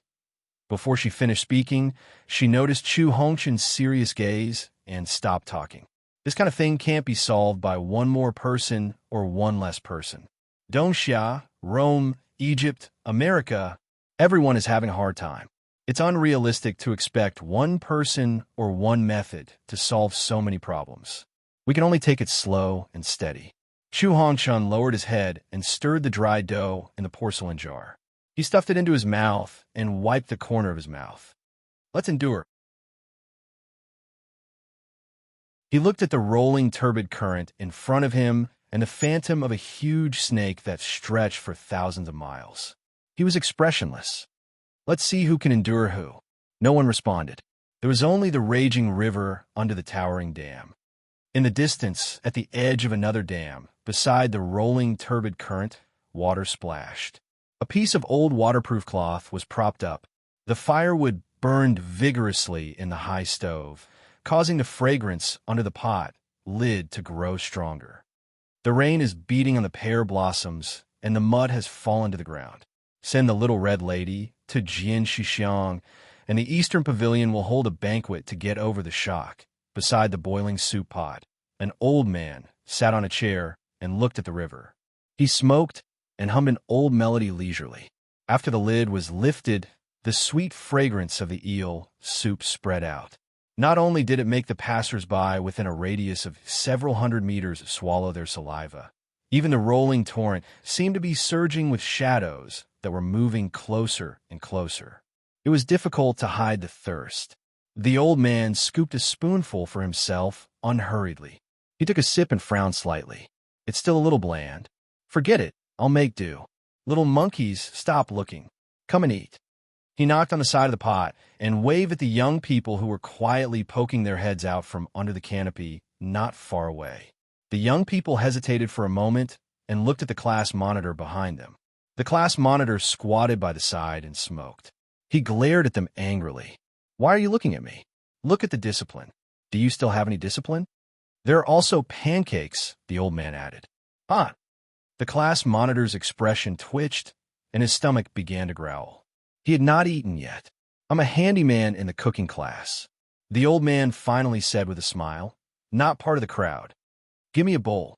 In the silence, the class monitor's hands trembled as he took out his lunchbox. This was the last straw that broke the camel's back. There was no other way. The soup was too fragrant. Soon, the pot of thick soup and 2 baskets of pancakes disappeared into the hungry young people's mouths. Before the horn was blown, the class monitor returned the stack of money and the baskets. Thank you, sir. You should leave as soon as you're done. It's too dangerous here. I heard the water level will rise again in a while. Okay, you guys go. I know. The old man nodded and smiled. This pot of soup is not ready yet. I need to simmer it for a while. The class monitor wanted to say something, but there was no time. He left behind a handcart and hurried away. Not far away, Yuan Zhao, who was sniffing the remaining fragrance, peeked his head out. When he saw the stooped figure, he slipped and almost fell into the mud. He subconsciously shrunk his head and wanted to slip away. But the old man seemed to have eyes on the back of his head. He waved his hand. Hey, Yuan Zhao, come here. Yuan Zhao froze in place. After a long time, he reluctantly moved over. He nodded and bowed, squeezed out a smile, and tried to flatter. Uncle Zone, how are you? Yes, I'm very good. The old man smiled and nodded. What a coincidence. I need a few fish to make soup. You look very good. As if he could see the trembling dragon horse stigmata, the old man smiled and asked the obvious. Young man, how's your swimming skill? Suddenly, there was silence. Yuan Zhao looked at the old man's pot of soup and then looked at the bottomless turbid current next to it. There were countless huge shadows swimming in it. He swallowed his saliva. Suddenly, he had an ominous premonition. And when the old man lifted the huge fishing rod that was big enough to hang a person, tears finally rushed out. With such a big bait, there must be something good on the hook, right? Just like that, in the midst of the screams, Guoshuk smiled and cast the fishing rod. He was full of expectations. Chapter 1061. In the Russian Federation, at the edge of the Caucasus Mountains, there was a loud crash coming from afar, but it couldn't be heard clearly. In the distance, there seemed to be an earth-shattering wave surging, but it couldn't be seen clearly. The entire world seemed to be drowned in a suffocating paleness. The only thing that could be seen was endless flying snow. Thick snowflakes fluttered down from the sky. It had been a week. The bone-chilling cold seeped into the body through the lungs, making the soul feel sluggish. The thick coats were soaked by the snow and quickly froze. It was like wearing a thick layer of armor, making it difficult for people to move. When the whole world became pale, the countless figures on the ground also became small. They were like struggling black dots, moving forward with difficulty along the railway covered by layers of snow. The high-pitched loudspeaker kept urging them to move forward, but it didn't travel far before it was swallowed by the flying snow. All that could be heard was the tired panting of the people beside them, the dull sound of shovels piercing into the snow, and the high-pitched sound of pickaxes colliding with the ice. Faster, faster. A hobbling old man dragged his lame leg and held the loudspeaker in his hand. He shouted to the people in front of him, "It's been 16 hours since the snow disaster. This batch of supplies must be sent over." But in this bustling and noisy chaos, a stumbling figure rushed over. The middle-aged man's face was pale, and his beard was covered in white frost. His numb face kept twitching. "We can't dig anymore, Walia. We can't dig anymore." He shouted hoarsely. "We're running out of time. We must retreat. We must immediately. Are you King seeing a ghost?" The old man was furious. His spittle sprayed on the man's face. "Do you know how important our mission is? There's an avalanche." The man, who had been a hunter for 16 years at the edge of the mountains, was almost crying. "That sound just now, it's an avalanche. It definitely is. It'll be too late when we see it. We must retreat, or else will King continue." In this world of ice and snow, the old man's eyes were burning red. "Vanya, if you're cold, I have wine here. If you're hungry, there's toast in the dining car behind. If you're sleepy, go to bed. I can give you 2 more fucking hours of sleep. But you can't tell me we're stopping." The old man grabbed him by the collar and roared like a lion. Mitrofan has been without power for 4 hours. There are hundreds of pregnant women in the hospital there and dozens of seriously ill patients. Their generators can only last for 8 more hours. After 8 hours, if no one comes to save them, they will all die. Even if there's an avalanche, we might not die. But if we run away, they'll all be finished, you know? It's all over. Ivan was dumbfounded. He stared at him for a long time, panting and not saying anything. Being stared at by that pair of eyes, he couldn't say anything. After a long time, he staggered back and sat on the ground, sobbing tiredly. I still have a daughter. She's only 4 years old. 4 years old, Valia. If I can't go back, what will happen to her? The sound of snow being shoveled and ice being knocked did not stop. Everyone was silent, suppressing the urge to roar. Their faces were red with anger as the cold wind blew.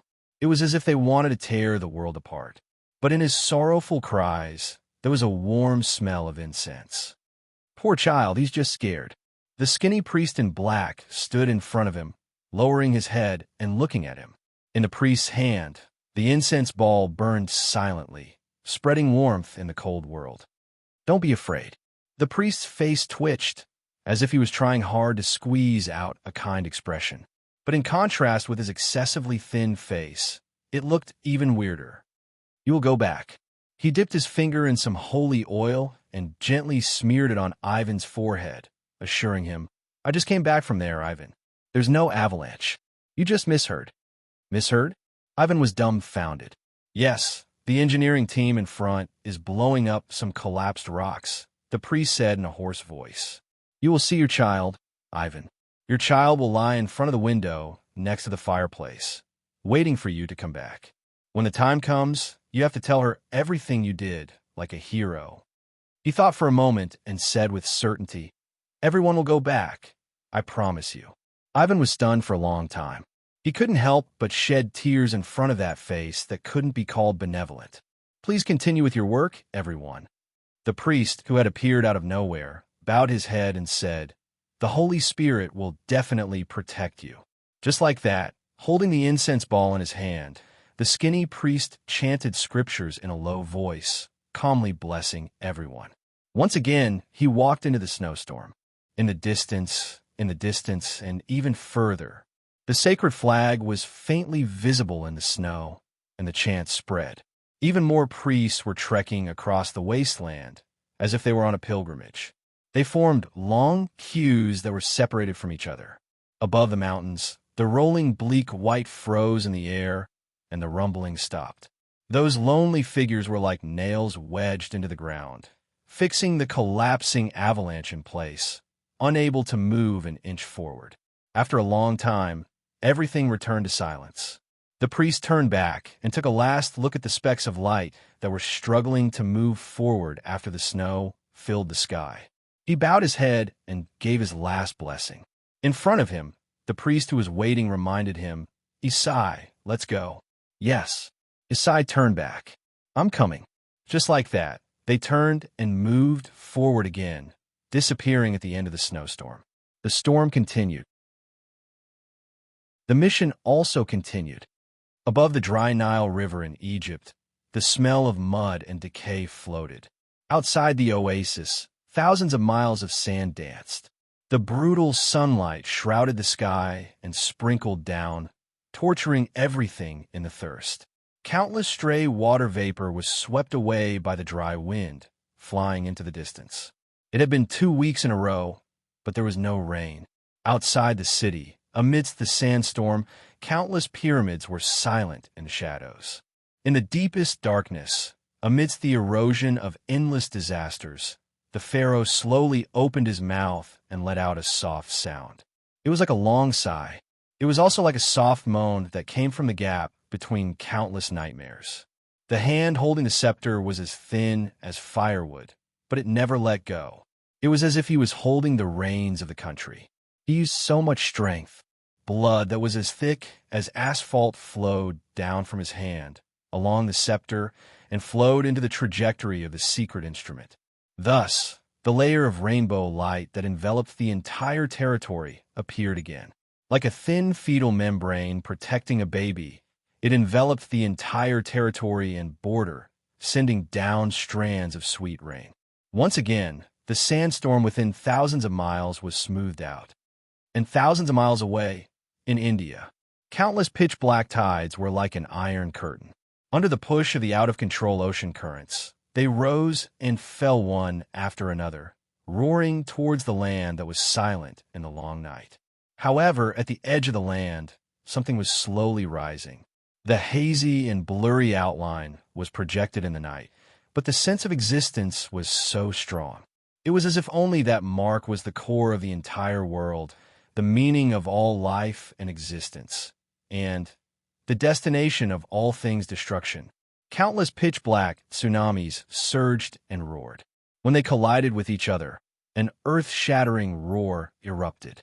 However, all the loud sound was suppressed by the low sound of drums. They gradually shattered and became difficult to hear. That was someone stepping on the ground, taking light and vigorous dance steps. Above the sky, the dark cloud shattered. An array of pure moonlight shone down, illuminating the half-naked middle-aged man. His face was covered in oil paint, solemn and ancient. His curly long hair fell from his shoulders, swaying like the darkness itself. At this moment, the wind howled, and the sound of a flute was actually played. In the raging sea, there was the sound of waves spreading, like the pious praise of souls. He was dancing, circling and stepping on the empty beach, as if he was imitating the former great god, reappearing his divine might. No, that was the great god himself, the reflection of the former divine being in the world. When he danced, all living things were intoxicated by this figure that contained endless profundities. Endless ascetic practices and prayers spread through his every movement. Unknowingly, the waves of the sea slowly stopped. But he still didn't stop. His eyes were lowered. He just danced in a daze, as if he would never stop. It wasn't just here. East Sia, the Russian Federation, Egypt, Rome, America, India. After the sun set, the world that sank into the dark side was still full of noise and turmoil. Under the push of an invisible hand, the waves of disaster spread in the world behind the high wall, triggering layers of ripples of decay. But outside the high wall, there was still endless darkness rising. On the endless sea, the distant outline from the abyss gradually became clear. Under the depth, black sails fluttered, and a ferocious hull, made of bones and the fingernails of the dead, broke through the shackles. Countless ships of the dead dragged ropes, and their journey never ended. In the deep tide, the Najilfa fleet slowly rose. Just like this, they dragged the huge, fallen country from the dark side of the abyss and gradually floated up. On the other side of the border, it was dark. Like a layer of dark clouds, the eternal thunderclouds shrouded the huge palace like a living creature riding the tide. Just passing by, they cast a shadow that covered the sky and the sun between hell. Above the black clouds, thousands of streaks of lightning spread out like meridians, constantly flapping. They were like wings of lightning stirring up hell, resisting the pull from the abyss. Under the will of the dwarf kings, the sea of thunder spread its wings and soared, flying toward the present. There were also bizarre, giant fishes swaying their bodies, forming a colorful and majestic torrent. They kept converging like a school of fish that followed the ocean currents in search of reproduction. Wherever they passed, they would plant their own seeds between the layers of hell, using calamity to hatch endless offspring. Then, they were all devoured by the mouth of the abyss that chased after them. The pitch-black holy light rose from the depths of the abyss, and the hymns from the blessed land spread between the disasters. The outline of the rancher's temple appeared in the observation mirror. There was more. Countless faces toward each other, a distorted monster formed by layers of tails of giant rats, an endless sea of flowers that was enchanting and beautiful, and more. Countless hells collided with each other in the tide, and endless darkness floated up from the abyss. They could not wait to crawl up. They were roaring and singing fervently. They were marching toward the world that was favored by light. The silent stage was finally about to welcome a new performance. And in the deepest part of hell, at the end of the layers of labyrinths, on the throne in the shadows, the thinker with 10,000 eyes bowed his head and looked at everything with a smile. Just like the audience in the first-class seats, he waited quietly. However, occasionally, his gaze would shift to another direction, landing on the scar that was filled with fog, and his gaze would become playful and curious. This was a rare pastime in the past. Before everything officially began, there was still a good show to watch. And how would the actors who came on stage, under the mockery of fate, choose? However, it was still too slow. The rhythm was too slow, and there was always a little bit more to go. The Pied Piper smiled, raised a finger, and pointed. He gave a revelation to his jester. Chapter 1062. In the long map, Hades, who was deep in thought, suddenly raised his hand. The feeling of nothingness spread in the air and landed on the depth map. The invisible fingers touched the ups and downs and positions on the map, tracing the route and traces left behind by the prey. Just now, the water mirror of the fallen country had captured the fluctuations of the source substance of a large secret instrument. It was in the scar area. The minister's mind raced as he began to think again. They wanted to rely on the environment of the scar area to shake off their pursuers, to stall for more time, or did they want to launch another counterattack? Was this overestimation of their abilities or confidence? But he kept feeling that something was wrong. Seeing that the enemy had entered a dead end and did not turn back, he did not dare to relax or mock them in the slightest. Instead, he became more vigilant and uneasy. What did they want to do at the critical juncture of the War of the Worlds? What did Huaishir want to do? The scar area? Celestial genealogy? Those remnants of the utopia? Suddenly, a strange feeling rose from Hades' heart.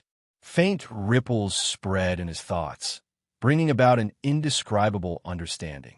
In the pair of pitch-black eye sockets, a dark flame faintly appeared. So that's how it is? There must be something there. Something that made the celestial genealogy not hesitate to go deep into hell at this juncture. No matter how many opponents they provoked, no matter how many enemies were chasing behind them, they would not hesitate to go deep into the land of death to find something. A relic of authority? A miracle engraving? Or was it the treasure of the utopia? It did not matter. The moment this realization surfaced in his mind, the last trace of gloominess silently dissipated, replaced by an unwavering determination. In the dark, Hades grinned, a silent, sinister smile. Go and tell Golden Dawn. He ordered his subordinates. Have them send the route of the stairway to heaven over. I want the highest specification, one that can resist the interference of the scar area and go deep into it. He wanted Golden Dawn to build a door for himself that could cross several depths and directly reach the deepest part of the scar area. But we don't have that many resources. The subordinate was stunned. As the builders of the stairs to hell, those lunatics were not the most benevolent of people. At this critical moment, any urgent route had to be charged dozens of times more than usual. Even if it didn't lead to the present realm, it was still the same. Don't worry, I won't pay. Hades turned around and said coldly to the air, You want it for free, and you also want to provide me with at least 4 additional legions. Otherwise, from now on, we will stop all actions and watch as your eternal enemy rises once again, just as you wish. Before the subordinate could reply, a figure that shouldn't exist appeared in the darkness. The sound of the cane hitting the ground was crisp and clear. Mathers smiled and adjusted his hat. Although I don't have an army, I'm sure my creation will satisfy your appetite. Behind him, the silhouette of a giant beast slowly rose from the boiling shadows. Its huge wings instantly tore the sky apart, and dozens of legions were shrouded in that strange shadow. The monster that was bred from the blood of the abyss had appeared. Then, in the depths of the dark abyss, the land of dreams that floated between the abyss glowed, and a stairway to heaven descended from the distant hell. In an instant, the fog was torn apart, The dazzling light paved the way like polar neon, leading Huaishur and the others to death. "How far are we?" On the sun ship, Huaishur suddenly raised his head. Now, the sun ship that was operating at full power was galloping above hell. The waves of the Styx River spread out like a phantom, sweeping across the barren world. Only afterimages were left behind. Odom closed his eyes and sensed for a moment before replying, "With the current speed, it will take about 4 hours. There's no time." Huaishur shook his head and felt the rapidly rising intuition of death. He decisively connected to the bridge. "Inform everyone to prepare for battle. Our enemy is about to arrive." Not only Raymond on the bridge, but also Gregory, Forster, and even Anton raised their heads in their cabins. Soon, the low sound of steel rubbing against each other spread from every corner of the sun ship. In the darkness, pairs of bloodthirsty eyes slowly lit up. "Wait, there's nothing ahead." Odom was stunned. Through the perception of countless rust snails, he could sense the shadows and terror left in this empty fog, guiding them to avoid the trap. At the same time, he also monitored the tracks of the pursuers.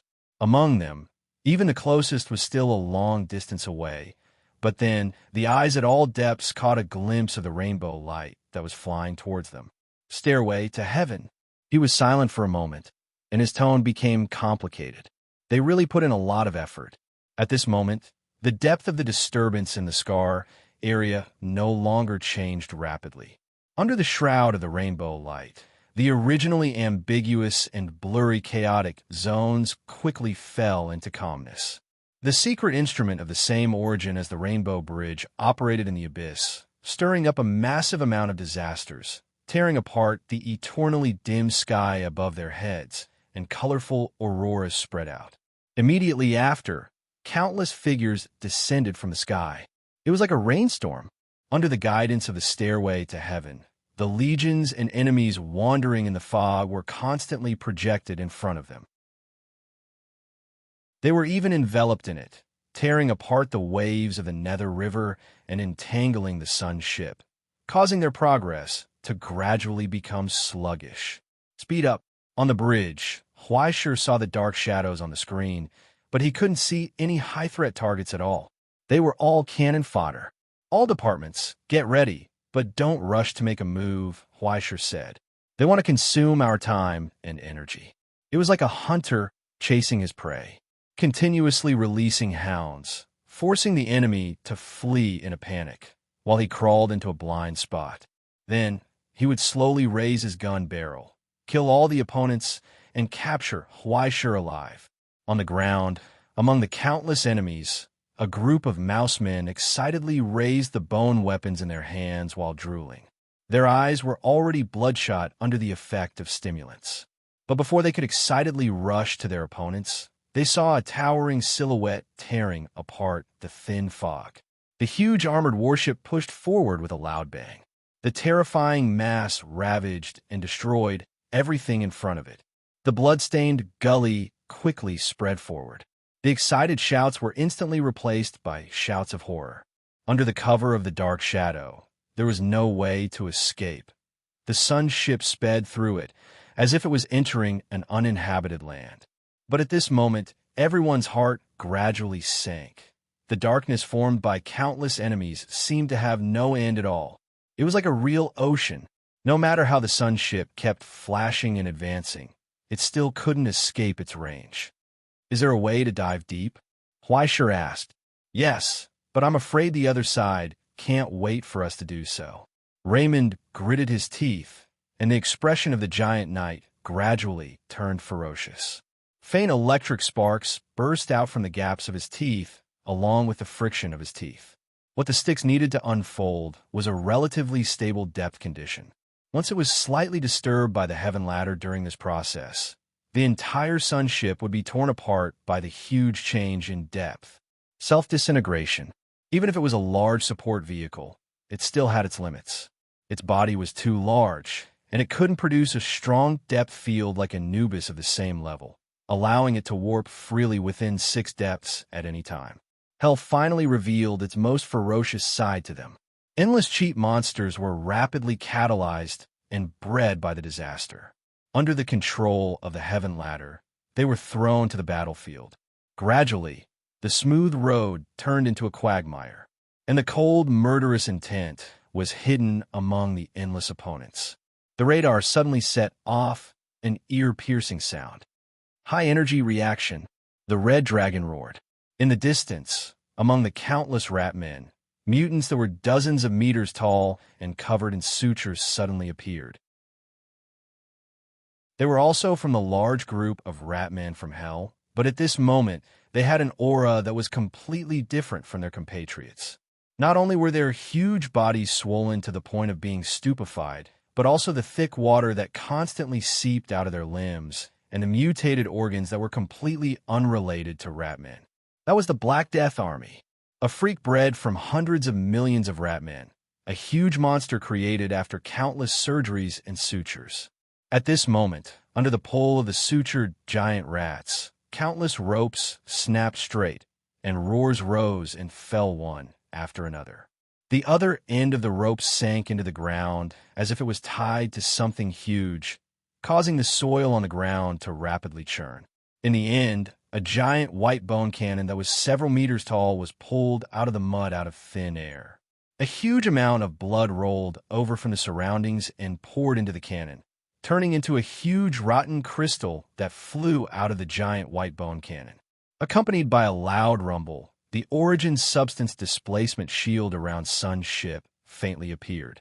A dazzling firework exploded in the void. However, the high temperature did not spread. Instead, it was replaced by a severe cold. The terrifying cold instantly froze a large number of cannon fodder into stone-like ice sculptures. It's useful. It's useful. At the back, the ecstatic plague warlord spat out pitch-black saliva and screamed, "Go, all of you go. Kill all of these reality realm people for me. When we capture Huaishur alive, everyone will be given 10 stinky women." He excitedly emphasized, "As stinky as you want, as stinky as you want." Immediately, an ear-piercing horn sounded to convey the warlord's order.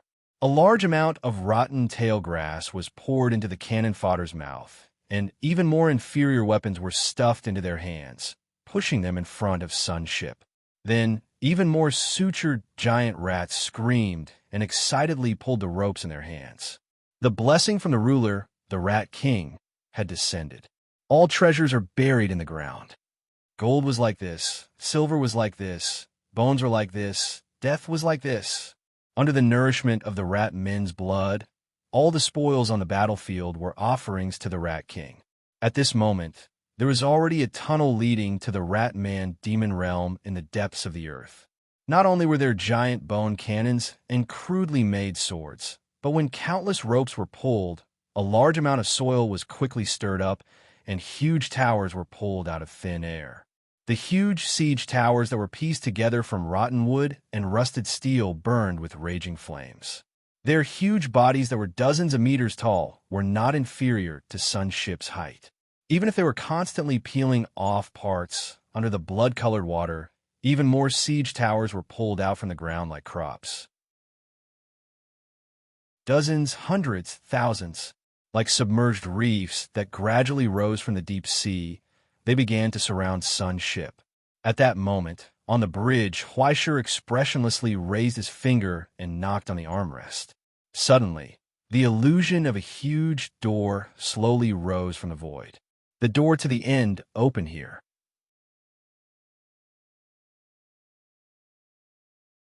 Chapter 1063. The moment the shadow spread out, the countless siege towers that had risen from the ground suddenly stopped. With the infusion of the origin substance, the miracle that belonged to Great Si Ming unfolded. In an instant, it covered the entire area within a few kilometers of Sun's ship. That thin domain did not cause any damage, but it was enough to affect the Rat King's gift. Indeed, there were countless treasures buried in the ground that could create all kinds of tools. But what if the treasures could not be buried in the ground? Most of the blood and death that had been sacrificed to the ruler had been diverted, continuously entering the ultimate and condensing into steel. In the empty warehouse, flames appeared out of nowhere, and crystal iron rapidly grew and multiplied, continuously being sent into the processing chamber through the assembly line. Even if it was a piece of iron made from inferior blood, it could still be put to good use. At this moment, outside, more siege towers that had yet to take shape began to tremble violently. Unable to get enough blood, they died in the womb, or their weak foundation that had barely grown could not support the huge weight. They collapsed with a loud bang. But there were still more siege towers being pulled by countless sutured giant rats on the battlefield. Like a city wall, they piled up and combined with each other in an attempt to stop Sun Ship's advance. Then, they were crushed like dry weeds, turning into wreckage on the ground. But after witnessing all this, the Plague Warlord did not fly into a rage or become discouraged. Instead, he became more and more overjoyed. Very good, very good. He swung his tongue and shouted, becoming more and more excited. You guys did well, you guys did well. Go, go. Hey, what are you guys doing? Behind him, the expressions of the solidified in the shadows became gloomier. This group of former children of Doomsday, the remnants of the celestial genealogy that had once chased all over hell, could no longer tolerate the insolence of Huaishur and the others. We did not hire you to go through the motions and send you to your deaths. That's right, that's right. The Plague Warlord was overjoyed. The faster the better, the more the better. Of course, the more the better. In all fairness, were things like the rat men really valuable? Other than being able to give birth, they had no other use. But as long as it could exist in hell and not become food on the table, it must have its own unique use. Even if the quantity reached a certain limit, it would be enough to cause a qualitative change. The living cannot change qualitatively. Even if they're dead, that's fine. At this moment, large amounts of death, destruction, corpses, and blood were rapidly falling onto the dry and barren land. It was completely swallowed by the pitch-black soil. However, when the fragile towers were crushed, new towers rose from the ground. They grew larger, more ferocious, and more berserk. After countless ratmen died, sutured greater rats would crawl out of the mud one after another. A war of attrition. This was a war of attrition that could only be supported by the Rat King's Black Death Corps. As long as there was this land that was constantly filled with blood and death, more and more treasures would grow out of the graves. At this moment, after being destroyed several times, the reborn tower chariot was covered in something that looked like flesh and blood. Its outer layer was covered in a carapace that looked like bones. The degree of difficulty had also changed from the original thin paper to a piece of iron. In fact, it was still increasing with the destruction and rebirth. Don't worry. Since I've taken your money, I'll definitely do a good job for you. The Plague Warlord said to the employers with a beaming expression, what is the most important thing in this year? It's credibility. It's service. It's loyalty. Even if you change your requirements 100,000 times, as long as you give enough money, the Black Death Corps will be your best choice. Hey, what are you guys still standing there for? Can't you see that my tea is cold? Pour the tea. Pour the tea. He did not have the slightest arrogance or dignity of a crown wearer. He rubbed his hands and directly snatched the kettle. He poured tea and water for the employers in front of him. Then, he began to skillfully massage their shoulders and legs. At the outermost periphery of the battlefield, the Ratmen had already built a high platform and occupied the best observation position. They provided the guests with the best viewing experience and the highest standard of service. Even though this service wasn't that good. But the most important thing was the spirit. They were not afraid of hardship, fatigue, or even death. As long as there was enough rotten tail grass for the rats below to chew, they would even dare to stab the ruler twice. Of course, whether they could stab or not, and whether the people above had the courage to do so were two different things.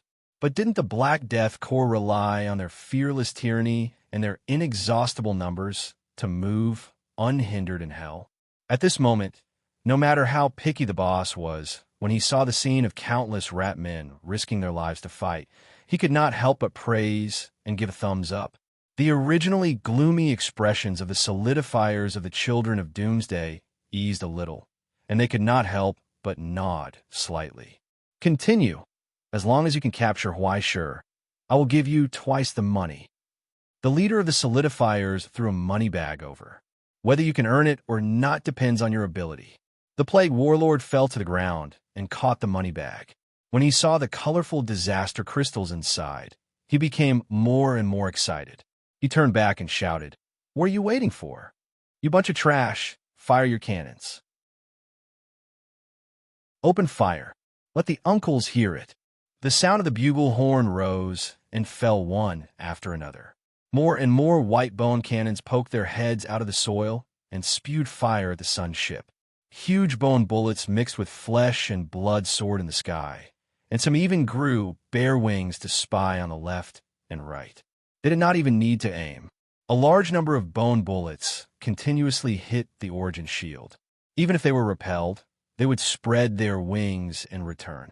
Just like a DDoS attack, a large amount of garbage data was constantly used to increase the pressure on the shield, causing the load on the defense system to rapidly increase. From the surrounding soil, countless huge iron balls were squeezed out of the blood water. Those huge iron balls, which were as tall as 2 people, quickly rolled on the ground. Huge sutured rats flicked their tongues after taking medicine. Their eyes turned white as they frantically ran inside, pushing the iron balls to spin and roll. They closely chased around the sun's ship like marbles, constantly scratching and colliding with the armor of the ship. Sparks flew. Even more ropes were thrown out from the iron balls, wanting to hang on the side of the ship and rush onto the deck. But under the swing of the giant mechanical arm, they were thrown out one after another. F***CK, F***CK, F***CK, I just repainted it. Raymond roared furiously. Why are these things so annoying? There were a few times when he could not help but fire. But until now, the other side still had not caused any effective damage to them. They were just like a group of flies flying around, unable to be killed, unable to be eliminated, but also extremely annoying. Don't be anxious. Fleischer leaned back in his chair and said calmly, "Wait a little longer. Wait until the other side could not hold on any longer." Those guys wanted to fight a war of attrition. But there was a sun ship equipped with a rock iron heart and a max-level Great Sea Ming here, so their endurance was basically maxed out. Would attrition be of any use? More importantly, there were those guys hiding in the dark who had not made a move yet. Just relying on numbers, I'm afraid it will be difficult to crush that kind of opponent, right? Mathers asked, "Do you need my help?" "Anytime. No hurry." In the darkness, pitch-black tears flowed from the corner of Joker's eyes, but the smile at the corner of his mouth became crazier. Wait a little longer. It's like they are waiting for us." Even if the enemy was right in front of him, Hades still maintained his self-control, suppressing his killing intent, waiting for an opening to appear. But there was someone who could not wait any longer.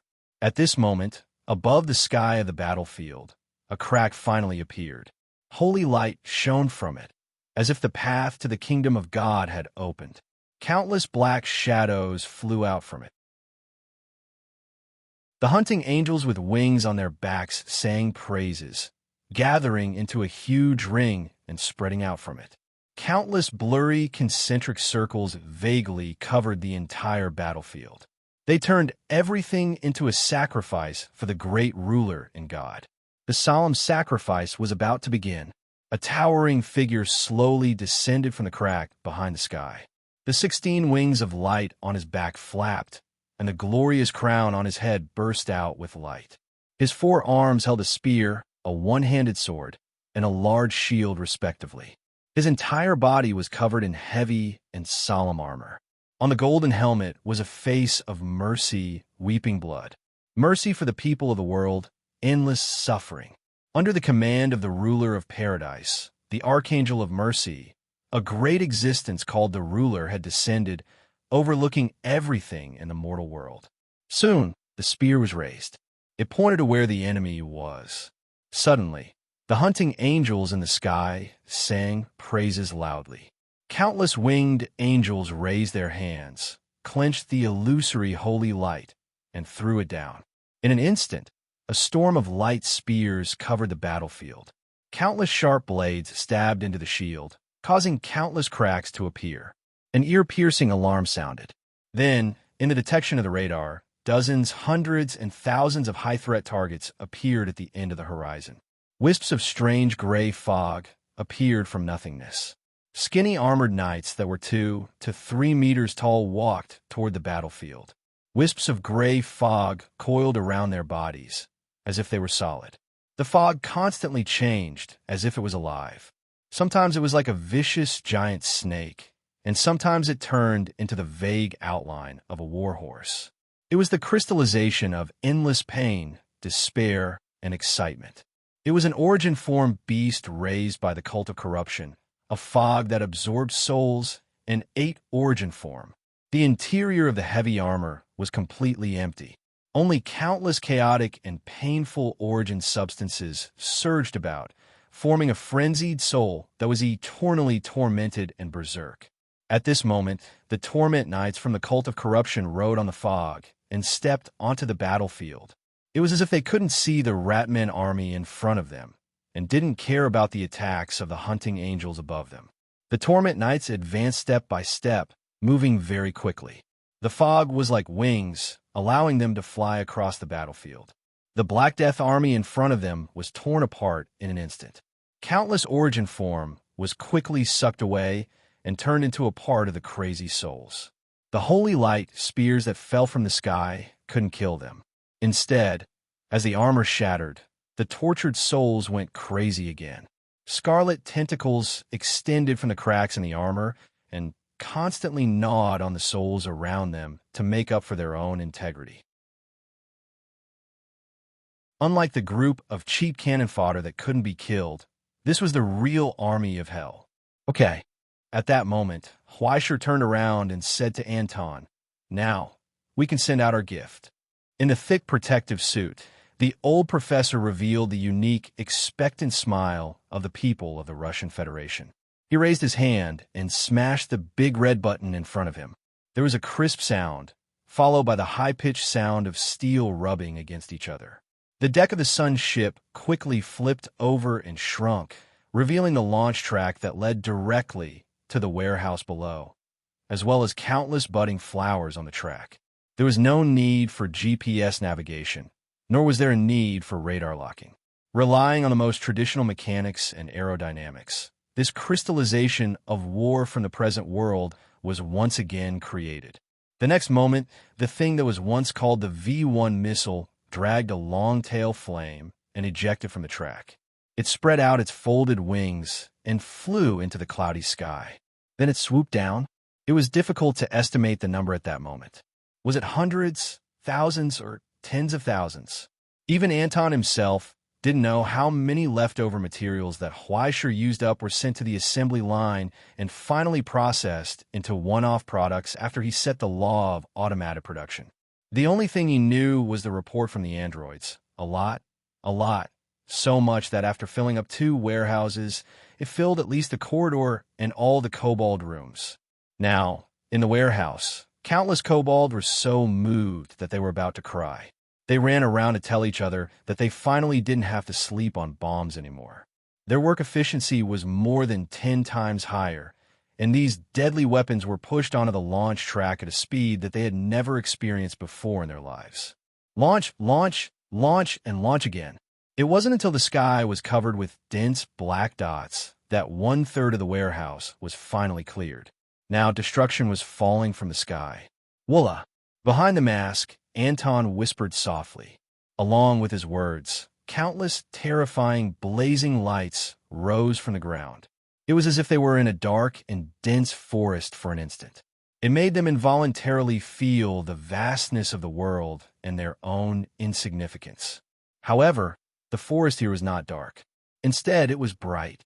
Above the countless giant trees that soared into the sky, flowers of flames bloomed. Tranquility no longer existed. Only a sweeping wave of burning wind covered everything in an instant. In the blink of an eye, the whole world seemed to be illuminated by flames. Countless metal explosives raged in this barren world, spread, and engulfed all the dust that dared to intrude into their domain, spreading heat and death. leaving behind rising and spreading dust, blazing burning wind, countless metal vapors shining like spots of light, and even endless dark scorched earth. There was a moment of dead silence. Outside the range of the explosion, even the Black Death Legion's reserve troops who did not know what was good for them were stunned on the spot. Under the collapsed high platform, the ground suddenly bulged. The Plague Warlord, whose face was covered in dust, raised his head and saw the scene in front of him. He was not angry, but happy. He was anxious. He was anxious. He was anxious. They had only sent out less than 1/3 of their forces. Moreover, he could feel that the huge object born from the corpses of countless ratmen under the ground was slowly taking shape. Ha ha ha, everyone, please take a look. This is their way of death. Even at this time, the Plague Warlord still did not forget to serve. He happily introduced to the people behind him. Squandering their strength like this may seem glorious, but in fact, they are just digging their own graves. It won't be long before we can. The more he spoke, the more he felt that something was wrong, because there was no response behind him. When he turned around in a daze, he saw the wreckage of countless missiles and the seats that had long been burned to ashes in the high temperature and completely evaporated. Wait! He rubbed his eyes and was stunned. Were the VIP seats that were sitting here just now? F***CK. Where did the VIP seats go? The answer was that the VIP seats were gone. Because the main cannon fire from the sun ship, it could be said to be exquisite. Let's do it again. On the bridge, Huaisher pointed at the Plague Warlord's face that was rapidly zooming in on the screen. This is too ugly. Hurry up and take it away. It hurts my eyes. No problem. Raymond grinned sinisterly and pulled the trigger. A blazing light flashed and disappeared. After a long time, the plasma that fell from the sky illuminated the dull face. Then, amidst a tragic scream, the person wearing the crown melted into ashes. This is too much. Under the charred ground, the soil soaked in blood quickly churned. A face covered in sutures crawled out and screamed as if he had lost his parents. VIP! My VIP! The Plague Warlord, who had been reborn from the corpse, was so distressed that he almost shed tears of blood. It was unknown whether he felt sorry for the boss or the rest of the money. Get him! Get him for me! The warlord raised his head and roared angrily at the sutured giant rats that crawled out of the soil behind him. Take revenge for the boss. The ground churned, and more rat men crawled out of the graves. Then, behind them were giant bone cannons and almost completely animated siege towers. Under the Plague Warlord's crotch, the siege tower was made of pale skeletons with flesh and blood attached to it. Countless damaged rat men were glued to it like leftovers, forming a genuine monster. Oh, it seems to be uglier. Raymond clicked his tongue and sighed as he spread out his arms. In front of him, countless hovering windows appeared to be aiming at the most dangerous targets. The bombardment from the sun ship's main cannon had begun. It was aimed at all enemies indiscriminately, and in the blanket attack of the metal bombs just now, many suffering knights and hunting angels that had been involved in the bombardment climbed up from the dust again. Except for a few unlucky ones that had been hit head-on, the others only had 2 more cracks on their bodies. It was not a big deal. And in the middle of the sky, the Archangel Ruler, who was hanging high, raised the spear in his hand again. Thus, endless holy light spears descended like a storm, tearing apart the missiles in midair. There were even furious hunting angels that had already pounced down, tearing apart the missiles that were about to explode and swallowing the hot metal bombs into their stomachs. This time, the ruler finally took action. In his hand, the spear endlessly extracted the light from paradise. Layers of hymns wrapped around it, and the glorious and greedy light of hell converged into a faint, huge blade. It was aimed at the sun ship. The next moment, a ray of light flashed across the sky. A rumbling sound spread. The sun ship suddenly shook, and the origin shield wailed. Even though it was far away, it was already unable to bear the burden. Then, before it collapsed, it began to rapidly disappear. On the deck, Forster raised his shotgun expressionlessly, looked up at the glorious spear in the sky, and pulled the trigger.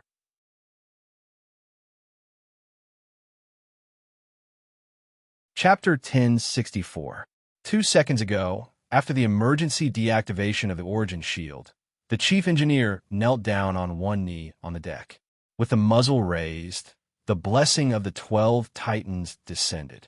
The ancestor of mankind, Iapatos, gave him the eyes to stare into the abyss. In an instant, he locked onto the enemy's location and saw the essence of the abyss.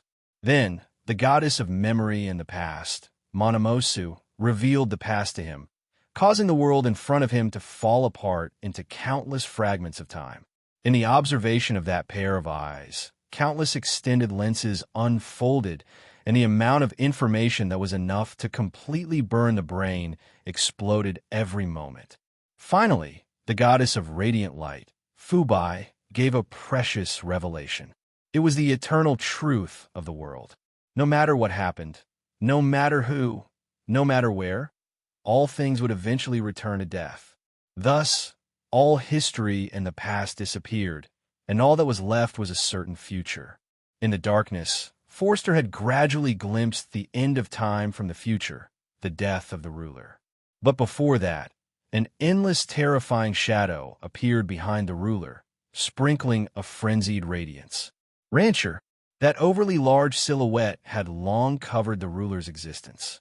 Long ago, it had merged with the rancher's food chain and was inseparable. It was the hunting angel, the rancher's favorite fork, its fine and white teeth, its soft tongue, and at the same time, its stinky gastric juices and bile. Pa! Before the revelation was revealed, it had already disappeared in the chaos. As the illusory light dissipated, a fine cracking sound came from Forster's right eye. It was dark. Sticky blood streaks slid down from the corner of his eye like tears. It's good to have a backer. Forster clicked his tongue expressionlessly. Although he had expected it, he couldn't help but feel lucky.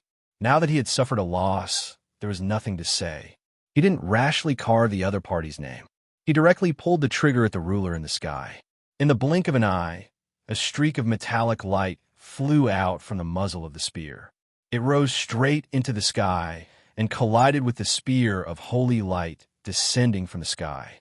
A high-pitched and sharp sound of friction burst forth and spread, almost enveloping the entire area, trampling on every innocent eardrum.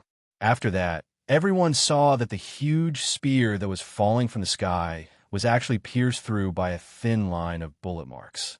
Countless fragments rapidly fell from above. The spear tip collapsed, turning into a rain of light that sprinkled down towards the ground. Everywhere it passed, everything was devoured by the eternal thirst contained within it, and it left behind numerous pitch-black marks.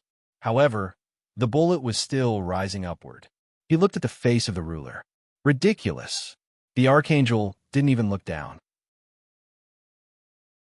She just casually slashed down with the sword in her hand, cutting the bullet forged by the great grandmaster in half. The remains of a shrapnel flew out from both sides, but they did not disappear. Instead, they seemed to have come alive and began to gallop and shuttle back and forth again. In the blink of an eye, the entire sky was covered by the flying streams of light. One was horizontal, the other was vertical. Those fine grids were like woven cloth, enveloping the entire sky and covering the sky of hell with a fog-like garment. After an instant, everything disappeared without a trace. Only a clean and neat fracture could be vaguely seen. Wherever that layer of fleeting grid passed, everything would silently fall apart. The spears of light thrown by the hunting angels were completely intercepted by this layer of fleeting grids. Not only that, but the angels at the very front were also quickly disintegrated. Solemn armor, sharp weapons, radiant wings, and even the remnants of the body made of pus and rotten flesh. Pitch-black blood sprinkled down like a torrential rain. A crisp sound finally burst forth from the ruler's helmet. On that merciful and bloodthirsty mask, 2 intersecting scratches slowly appeared. The ruler was slightly startled. Her scarlet eyes looked down once more. But after quickly closing the origin shield, Forster had already disappeared without a trace, hiding in the darkness once more. Only the scorching hot bullet shell continued to roll and bounce, gradually losing its temperature. "Run!" Forster shouted through the communication device. In the brief silence, the ruler's bloodthirsty face didn't change at all. Only the scarlet eyes behind the helmet gradually revealed fury. In her hand, the giant shield depicting the 46th floor of paradise was slowly raised. The holy light that filled the sky suddenly shrank, condensing into substance, revealing the outline of God's kingdom. Inside, the moment the gate of heaven opened, tens of thousands of rays of light burst out from within. An ear-piercing alarm exploded from the sun's ship. Raymond only felt a burst of horror burst out from his scalp. Long before that, he had pulled down the joystick of Flash Shuttle. But soon after, a mighty stream of light slashed down from the sky and swept across the ground, leaving behind a deep ravine. Hot pursuit. When the outline of God's kingdom dissipated with the exhaustion of the light, the reflection of paradise on the shield also dimmed and blurred. And on the ground, dozens of deep cracks were spread out. Everywhere the light passed, everything was devoured by the greedy mouth of paradise. The hasty Flash Shuttle caused the sun's ship to slide on the ground in a sorry state, the stern of a ship drawing a ravine in the endless sea of monsters. In a short instant, Sun's ship had already shuttled back and forth 16 times before narrowly dodging this wave of attacks that covered the entire area. The price was that the core engine was overloaded. The high temperature that was enough to burn people's skin spread out in the bottom compartment, and pillars of air spurted out from the pressure relief valve on the deck. It looked like a whale stranded on a barren beach. As early as the engine warmed up during the first jump, the origin shield had already shattered in an instant.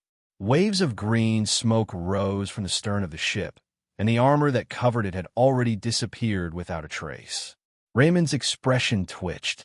In the 16 jumps just now, if he had been just a little bit late, the entire ship might have been cut in half by that terrifying light.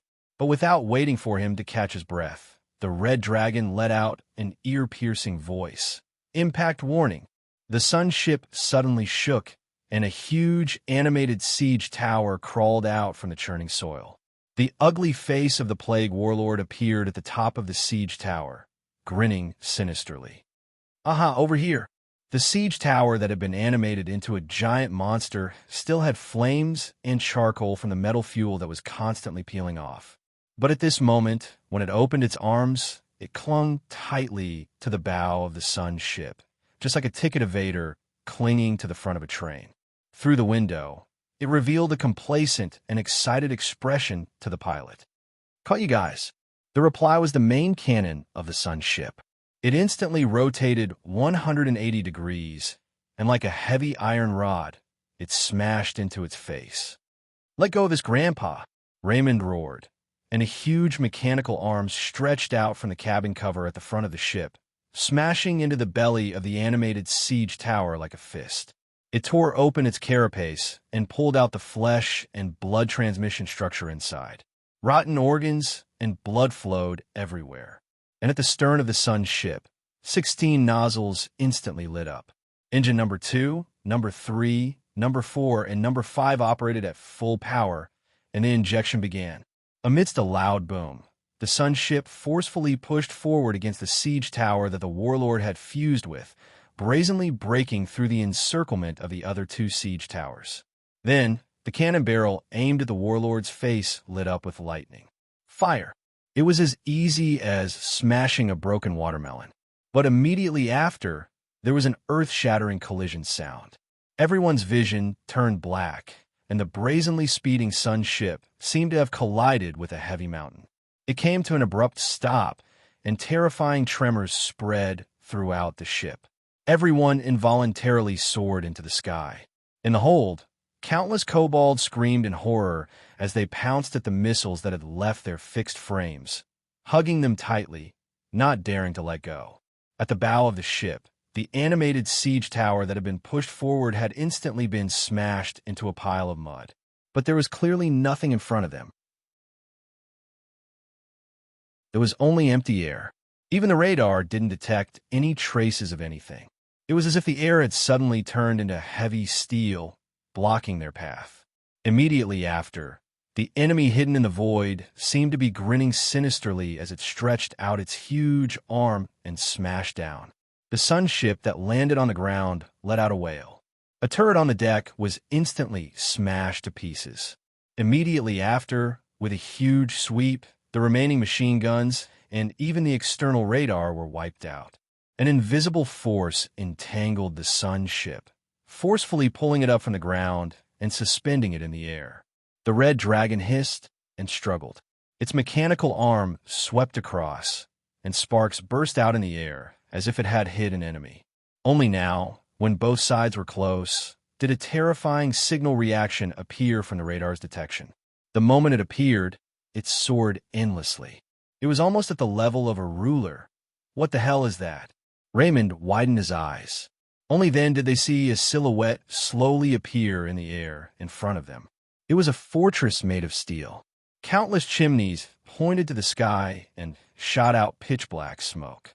Dozens of huge metal legs and limbs supported this inconceivably exaggerated fortress. It stood on the ground.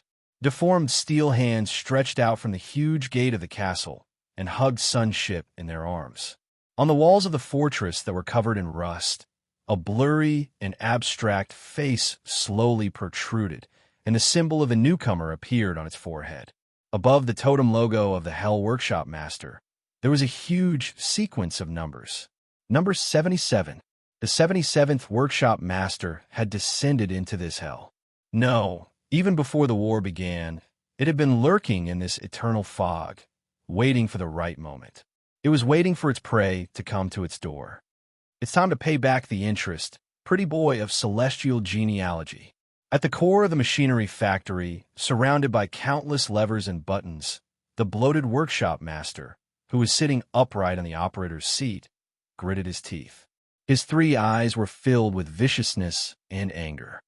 I swear, one day, that bitch Sunmaker will meet the same end as you. At the front of the fortress, the face opened its mouth, and the structure of the fortress began to change rapidly. It split open from the middle, revealing a ferocious mouth that bit the side of the sun ship. Steel rubbed against each other, and sparks flew out from the armor. Countless spinning blades and sharp blades pierced deeply into the armor of the Crimson Dragon. No matter how much the Crimson Dragon roared and struggled, its thick arm had already grabbed the body of the main cannon and forcefully broke it apart. Under Raymond Supreme, the armor began to repair rapidly, but it could only delay the time. They were already in the grip of the Hell Workshop, and it was difficult for them to break free. The workshop master pulled the hub and laughed loudly. With a hatred that could not wait to devour their bones and skin, the fortress-like factory opened its mouth wide, and countless transmission belts and assembly lines continuously swallowed the stripped armor into its stomach. Of course, the bomb that Huaisher threw out was also included. Kacha! A crisp sound rang out. In the blink of an eye, blazing flames spurted out from a mouth, together with countless broken saw blades and structures. It was like a torrent, as if vomiting. But at this moment, the deck shook violently and retreated to both sides. A high platform slowly rose from the darkness, revealing a familiar figure. There was also Ah Fong in his hand. "Hello, mongrel."